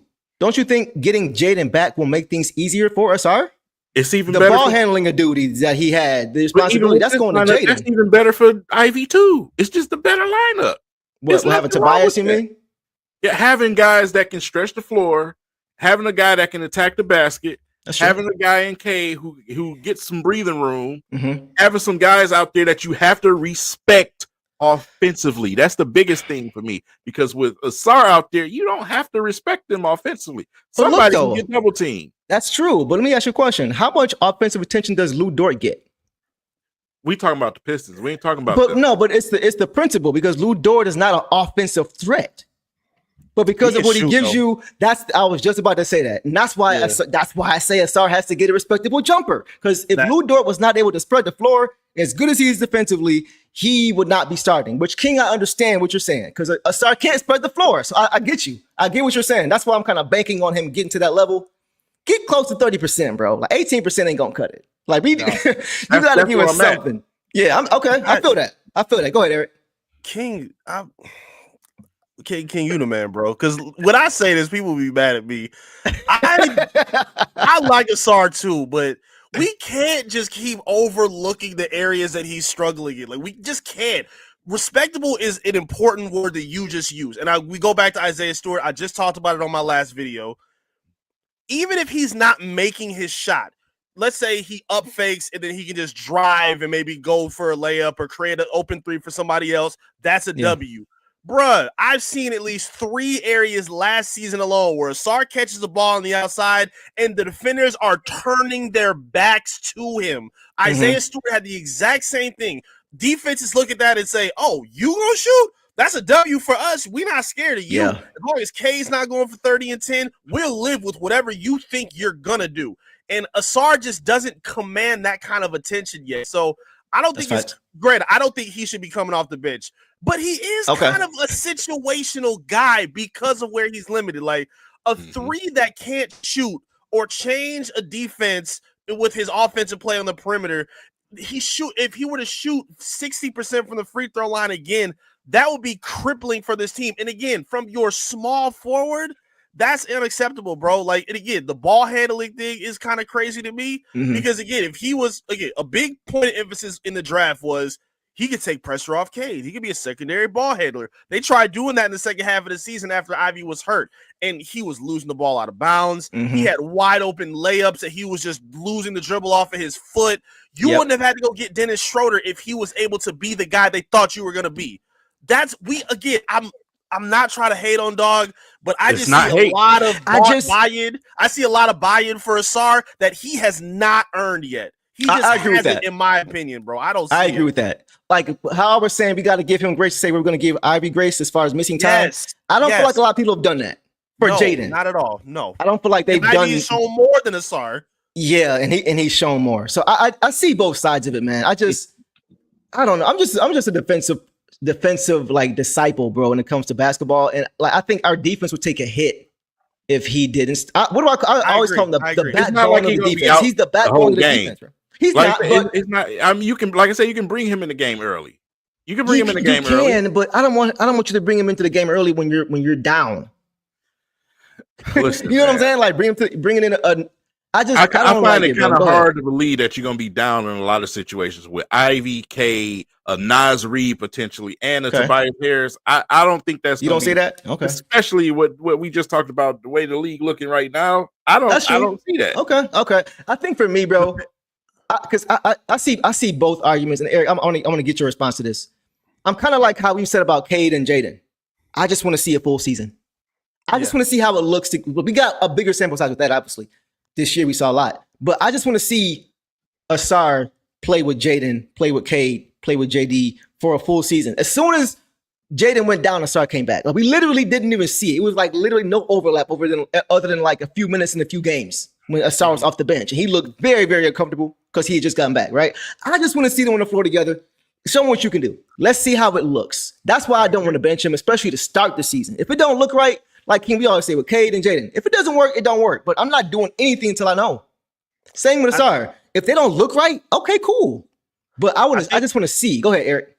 I think the situational manner that King is talking about, I think to me, this would be the example. Let's say Assar starts.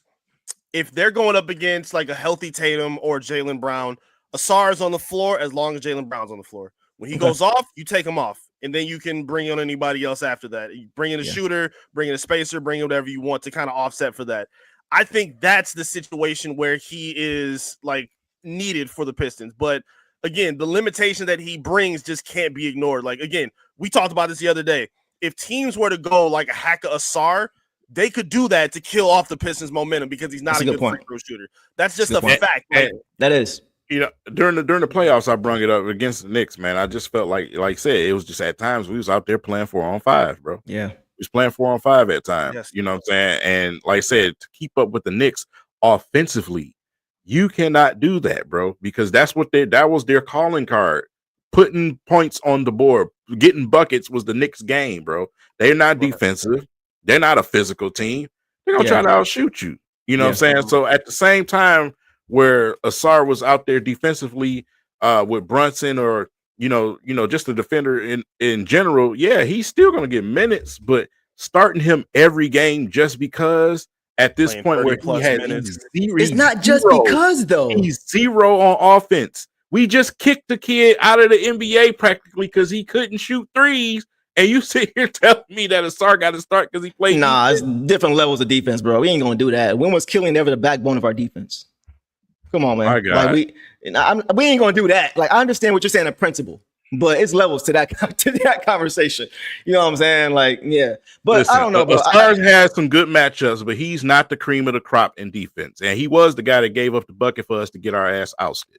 Bro, okay, come on, he's man. not this mega man on defense that we trying to make him be. I'm gonna be the realistic one here. Y'all love Assar because he's on your team. I was the one that said Amin Thompson should have been the guy that we picked it. We both said that draft night, and I got slammed for that. And it's not. I'm not trying to be harsh. I'm just being realistic, bro. That's just what it is.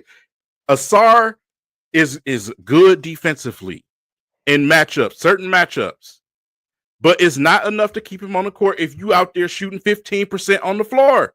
I'm just sorry. It's just not going to work. That has to improve. Now, if next season he comes out the gate doing that, or maybe just have him put him in the mid-range, like have him work his way out there. But you got to be able to knock down some. We saw a lot of time he would do that drive, get to the top of the key, or get to the paint and do that little fadeaway, the little leaning fadeaway to the right. We saw him do that a lot. That was something he looked comfortable doing. So I'm not even saying he has to be a good just be a threat to attack the basket or to put pressure on the defense. Give us something. Yes. I think he can do that. I think once again, this is still year one with these guys, man. A lot to figure out in a very short period of time. You know what I'm saying? Including the playoffs. It's like once you get close to the playoffs, it's like, all right, let's just try to win now. We're here. We'll figure the other things out later. But let's just, you know what I'm saying? So it's like, but with a full off season, the camaraderie there, they're getting to play together. And now we're finding the situations to have them be effective offensively. You can kind of focus on these individual things now that other guys are established in those roles. So I'm at least going to give him that. Considering the time he missed, I'm at least going to give him a chance to start to see if he can be effective in other areas. Because if he can do that, because at least now he's not a liability in offsetting what he does defensively, which is a great point. So if he can do that, I'm giving him a shot. If he can't, different story. I see both sides of it, though.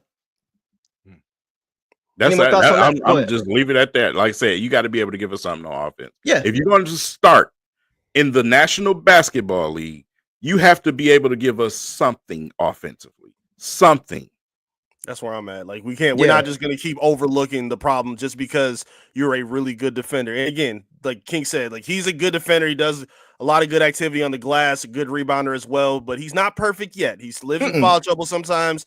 You know, he had his welcome to the NBA moment against Brunson. Like there's still areas of improvement that are needed for him on both sides of the ball. Again, I agree that he should start, but he just has to prove a lot more before a lot of stamping that I've seen from quite a few people in the Pistons community. I think that's kind of your thing, Eric, because I think you've seen a lot of comments kind of going the other way of kind of just disregarding the offensive limitations that he has because of how good he is defensively, as if it doesn't matter. Right. Like, and we're just saying, go ahead. No, yeah, sorry. I was just gonna say there are like maybe some positions like center where you can overlook some areas where they struggle, like on not defense, on offense, maybe a little bit. Your three should not be shooting 27% from the 3-point. He should not be like Assar's first instinct when he has the ball. If he blows past somebody, it's not to look for a shot. It's okay, let me stop and look for somebody else. And that just kind of pauses things a little bit. If you don't have that immediate read to somebody that's open, that's going to be open, he's kind of cooked. And that's not good enough based on what they need. Like from your three, that's a huge position for this Pistons team on how they're set up, especially if Ivey's not on the floor. He has to be able to give you more than what he gave, and I'm just not willing to overlook that for right now. Okay. Eric, can you guys? Yeah, I'm with you, bro. I'm with you. Like it's all about balance, right? It's all about balance. Yes. And we like I said, we're not asking that he's, I mean, I'm not even asking mid-level right. as far as scoring in the league. Just give us something. Right. And it's not like we're not sitting up here just trying to act like he's just garbanzo beans. That's not the thing. It's just that we actually watch basketball games, every single one of them. We analyze them because it's our job to do for that comment that I just pulled up. And what I saw, especially in the second half of the season last year, is him struggle, even pushing the ball down the court. He would lose the basketball at the basket constantly. Right. Mm-hmm. So, like I said, he has to improve. If you're going to start 82 games for the Detroit Pistons, I need my 3 to be able to score. Right. Bro, I agree with that. I had 5 people in my comments saying his trajectory is Scottie Pippen.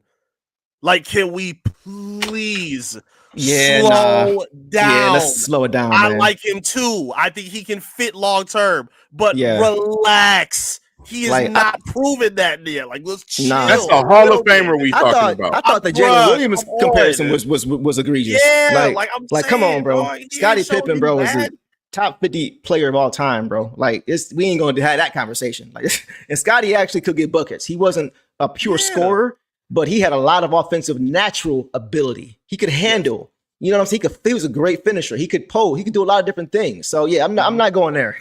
Ron is better right now offensively. Let's talk about it. Yes, Ivy has flaws, Durant has flaws, and so does Cade Cunningham. They all do. No, they all have flaws. Yep. But this one is just a little bit larger right now. Yes. On the offensive side of the ball. He is great defensively. Yeah. But on the offensive side of the ball, you are playing 4-on-5 right now. Yeah.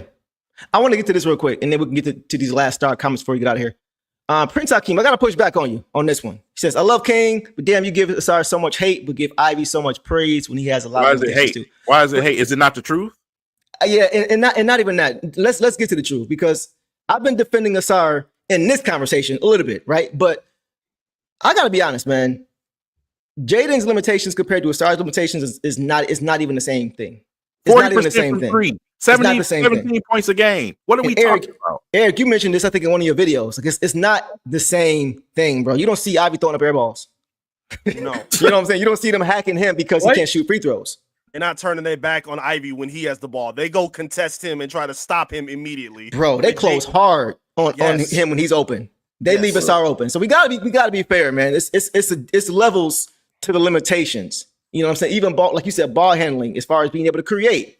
Like you mentioned, like I've mentioned for months now, we don't have Schroeder if Jaden is here. Right. We had to get Schroeder because K was playing 40 minutes when Jaden went down because he was the only facilitator. It's that simple. And I love Schroeder, but he probably wouldn't have been here had Jaden still been healthy. So it's levels to the conversation. Right. Jaden makes our best player better. Agreed. Especially offensively. So I just want to make that point. Like, it's not hate. King is not going to hate on anybody. He's going to keep it real. We all try to keep it real. That's why we love what we do here. Like, it's not even about that. You know that I'm a Assar defender. I defend Assar because when he's having those terrible games and they're chewing him out on Twitter, I try to defend him. Right. I've always defended defensive players Killian Hayes. That's a fact. I'm not comparing the two, but I would say, hey, look at the defense Killian is playing. Look at the assists that he's playing. Look how much better the offense looks better when he has the ball in his hands. Right. Mm-hmm. I always defend my team, my players on my team when they do something right. Assar plays great defense, but on the offensive side of the ball, man, it's not even close. Yeah. It's just not. It's not. It's being realistic and being factual and being an adult. The adults are talking. That's just y'all done got him riled up, man. We'll leave that there. Let's get to some more of these star comments, we can call it. Keith Lee Petway says, getting back to Houston, we backtracking a little bit. I want to make sure I get to you guys. A trio of 6'11" front line for Houston. That's true. With Şengün and KD. That's gonna be interesting. I don't know how they don't really scare me though as a front line, like as far as being imposing defensively. They don't really scare me, but they are long. They are long. Mm-hmm. Let's get to the others. Let's see. I think that's it. Oh, Dominique. Shout out Dominique. Appreciate you, brother. Appreciate you. Dominique says, people get excited about Assar, whether right or wrong, not just because of his defense, but the flashes of athleticism, highlight potential he shows on some buckets. seen a lot of athletes whose offense doesn't develop, though. It's a fair point. Any reaction to that?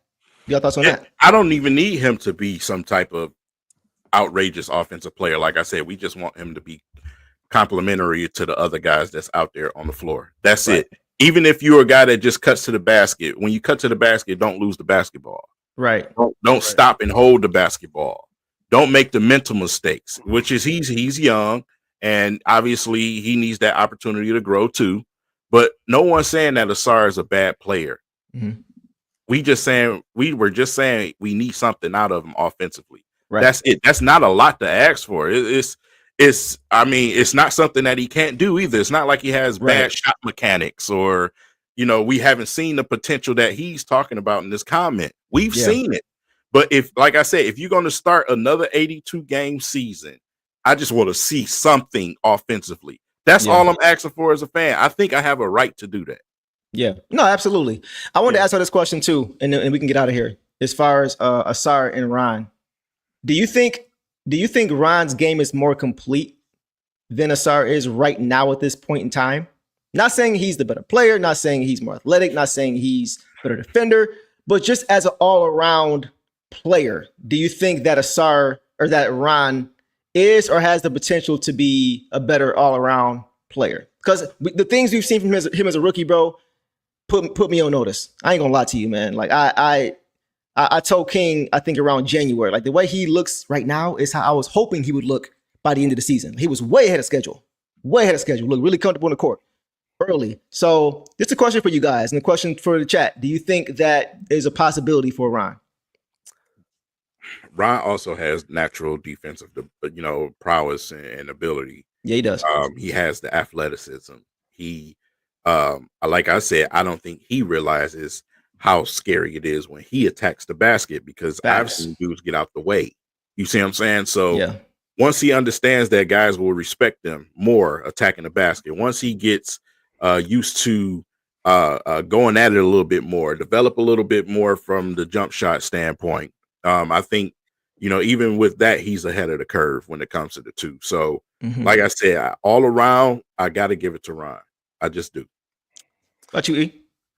I think they do different things. I think Assar is a better connector of the offense because I think he's a better passer. Like I think he sees the floor a lot better than Ron does. But Ron downhill is a terror. Like and the problem with Assar is, again, Ron's not a great shooter right now, but the confidence is there. Just the ability to even try it and go for it is not there. I think y'all talked about it with his trainer. Like he's a dog. He's not scared of nothing. JB talks about it all the time. Like Ron's not scared of anything. You can see the fear in Assar when he's open. You can see it when he's wide open. They're giving him all that space. Like that's a problem. So again, I don't know who I would say is better right now. I think that, again, they both just kind of impact the game in different ways. Both high level defenders, very athletic guys. I just think they kind of give you different things in terms of where they are right now. So I'm gonna take the chicken out and say that the chicken way out and say they're kind of the same level right now, at least offensively, just because they're doing different things. But again, I like where Ron is just in terms of confidence, and I really want to see that come out of Assar before we start stamping him in ways that are a little questionable as of right now. Yeah, I feel you on that. I actually feel like Ron's even right now ahead offensively. I feel like the gap though between offense and defense is smaller for Ron. Even though I think that right now Assar is a better defender. I think he's a bad offensive player, and I think Ron is a little bit more in the middle. And that's what I meant by, do you think is a more balanced player as of right now? Not saying who's going to be better, but just as far as their game, I think Ron right now just looks a little bit more comfortable on both ends of the court. You know what I mean? As far as being able to help your team and things like that. And shout out to Charles. Yeah, like you mentioned, Charles Hill, his development coach, was talking to us. He was saying, Ron's never been afraid. He's never been scared. And he's always had the mentality of, if I don't shoot this shot that's wide open, I'm not going to have the confidence to make this one. Right. So he's willing to always take the shot. Early this season, me and King were saying, looking at box scores, man, 0 for 4. All right, pull back, just chill a little bit, Ron. Pull back. Like we were talking about having him shoot less, even though he wasn't making a lot of them. So the confidence is never lacking for him. 100%. I think that's a big thing for him too. Go ahead, Eric. even in like practice and shoot around, like where I see like when Rod gets going, he starts talking trash. He's talking to everybody to be like, "Oh, y'all see that? I told you I'm in." Like even before the season started, where people were talking about how lackluster the draft class was, he was the one on the front line saying, "Nah, we're better than y'all think we are, and I want to be one of those guys. I want to be one of the best shooters, one of the best players." And Assar's a little bit more laid back, and you can kind of see that in his mannerisms with his game. So. Yeah, it's just a different approach that they have, and again, I don't think they're that far off from one another, at least in terms of what they give offensively. I'll tell you this, man. If they can both make a leap or make leaps in the coming years with their jump shot, imagine them on the court together, bro. Imagine them on the court playing a Boston. Yep, that's exactly what you want. Yep, you know what I'm saying, and you can run. Imagine a Cade, Jaden, Ron, Assar, Stu lineup if you want. Like defensively, it's like, oh my God, like what do? You know what I'm saying? So they have a lot of options. I really hope we get to see them two on the floor extensively, because that don't mean that their jump shot is improving. Yeah, and appreciate you, Dominique. I agree with this comment so much, man. Basically saying, what we've talked about before with Ron is, sometimes he crash out a little bit too much. Where you see a K walk up and say, "Hey man, what you doing?" Say, "Go back to the bench." Yeah. Sometimes he gets a little too confident. So I would rather have that than not enough confidence any day of the week. You know what I'm saying? And you mentioned, Deuce, we was talking about how many shots he was taking, but at the same time, we was talking about, hey, at least he has the confidence to take them. Right. Yeah. That is big in this league. If you're going to improve, that's the type of mindset and mentality that you have to, and Marvin, you right on time, because like I said, you just talked about that. You know what I'm saying? And the connection there is crazy in itself. You know what I'm saying? The relationship with Marcus Smart. Yeah. But like I said, that it's that type of mentality that makes you better and that you improve in this league when you have that confidence is key. Yeah, for sure. Yeah, man. Like, it made perfect sense, bro, when Charles told us, when he was like, man, that's his cousin, right? I'm like, man, stop, bro. It was just, but it made perfect sense. It made perfect sense. They carry themselves the exact same way. They had the same mentality on the court. That's why it was funny seeing them kind of get into it a little bit. It was like immovable force or unstoppable force, movable object. Like, who's gonna break? But they were both chill. It was just cool seeing them kind of have that same energy, you know what I'm saying? And kind of just go at each other like that. I thought that was pretty cool. But yeah, man, it's gonna be fun off season, man. I really can't wait to see how these guys progress. I want to give a shout out to you guys. You guys have really shown us love today. Ray saying this is his favorite episode. Appreciate that, brother. Yeah, man. So we are going to. Oh, one more thing. I'm going to get this comment in here too. This is a little bit off topic, but we'll do this and then we'll get to what's coming next. Life with Chris says, King Eric Deuce, what was the moment you said, yeah, I love the Pistons? I love the Pistons. Man, I would say 19. I'm going to say 90. For me, 1989. So you remember the first one? I don't really. Yeah. I remember bits and pieces of the first one. I think I remember a few months older. I was watching it with my pops, and I remember my pops running around the living room, yelling at the TV, sitting in his lap watching the game. You know what I'm saying? So that I remember, and that was my introduction to basketball, actually. Yeah. So that was the first time that I actually sat down and watched basketball, and that's where I first fell in love with basketball. Okay. E? Yeah, I was kind of born into it. I ain't gonna lie. Like my brother, I have a brother. He was born in '89. I was born in 1990, and my parents called us the Bad Boys babies when we were born. I'm dead. And like my grandmother, she watches the Pistons every day. Like she fell in love with them. My parents love them, and my family actually had a tie with the team when they won the championship rings. And I actually have one of the replicas right here from the '89 title that they won. That's crazy. Like. It's near and dear to my heart, man. Like I remember one of my first birthday gifts was a alternate Grant Hill red, white, and blue jersey, and I just thought it was the flyest joint in the world. And then I was also a big Michael Jordan fan, and it made me love the Pistons so much more that the Pistons were one of the teams that made him become who he was. So just knowing where that pedigree comes from, I was a teenager when I saw them win in 2004, being at the Palace, like spending that time with my family, man. Just the lineage that comes with this franchise, man, it runs deep, man, and I wouldn't trade it for anything. I love these guys for real. Man, I think those are both two great examples, man. It was 90 for me. I don't remember 89 as much. I remember, just them sweeping the Lakers, and my dad just so excited because they were getting redemption on the Lakers that previous year. But 90 for me, bro. Vinny Johnson hitting that shot. That whole game was crazy, man. It was a back and forth game. And like you got guys like Kevin Duckworth and Cliff Robinson and Jerome Kersey playing for the Trailblazers and Clyde Drexler, Terry Porter, all those guys. And you just see like Isaiah Thomas in that game-clinching game had a bloody nose. He had remember that game? He ran into Jerome Kersey going for a rebound, ran straight into his chest, and had to be helped out the floor. He had a bloody nose. That was bad boys basketball, man. Came back into the game like a few minutes later, by the way. He didn't go to the locker room. You know what I mean? It was just, I just loved, like, it just taught me, like, yeah, basketball is, yeah.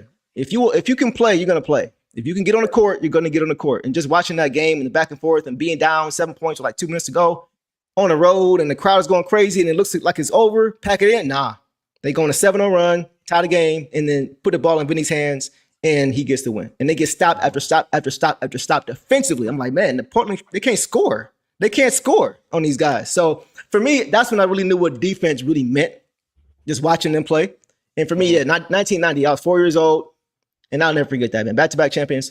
Great question. We got some George Blaha here. But we got a lot of Grant Hill in here. 06, 07. Y'all showing our age with these later. But that's what's up. 186, 184. Pistons Denver game. Highest scoring game ever. 07.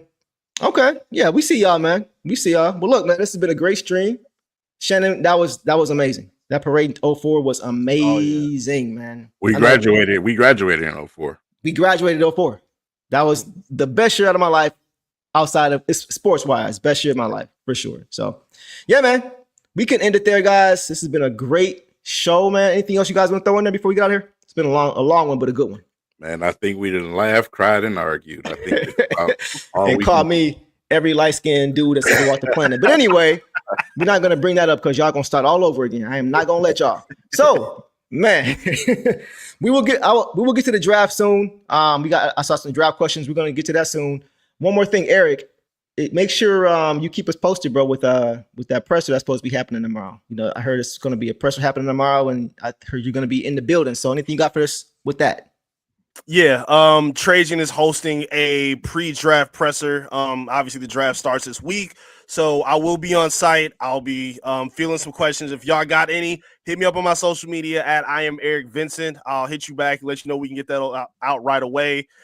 Trajan's been really good at his visibility and his answers to the media in terms of the questions that we have. So I'll be sure to get out as many questions as I can. I'm also have some of the coverage on my YouTube page, Top Title Detroit. So if you guys want to subscribe there, I'll be sure to get the footage up there as soon as I can. Go sub. Everything you getting here, you getting, but a ton more on his YouTube. So go check them out. Go ahead, King. No, I was just gonna say, don't it feel good to not be looking forward to the draft? Bro, it's beautiful. It feels amazing, man. Like, listen, man, I ain't gonna hold y'all, bro. I have not done any homework on this draft yet. I've heard the names that might be there, 37 for the Pistons.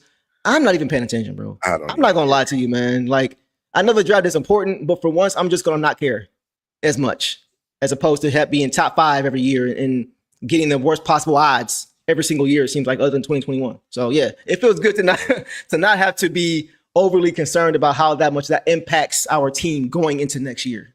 Right. Yeah, man. Well, that's a great point, King. So look, man, we will definitely have to have you back on, Eric, at some point.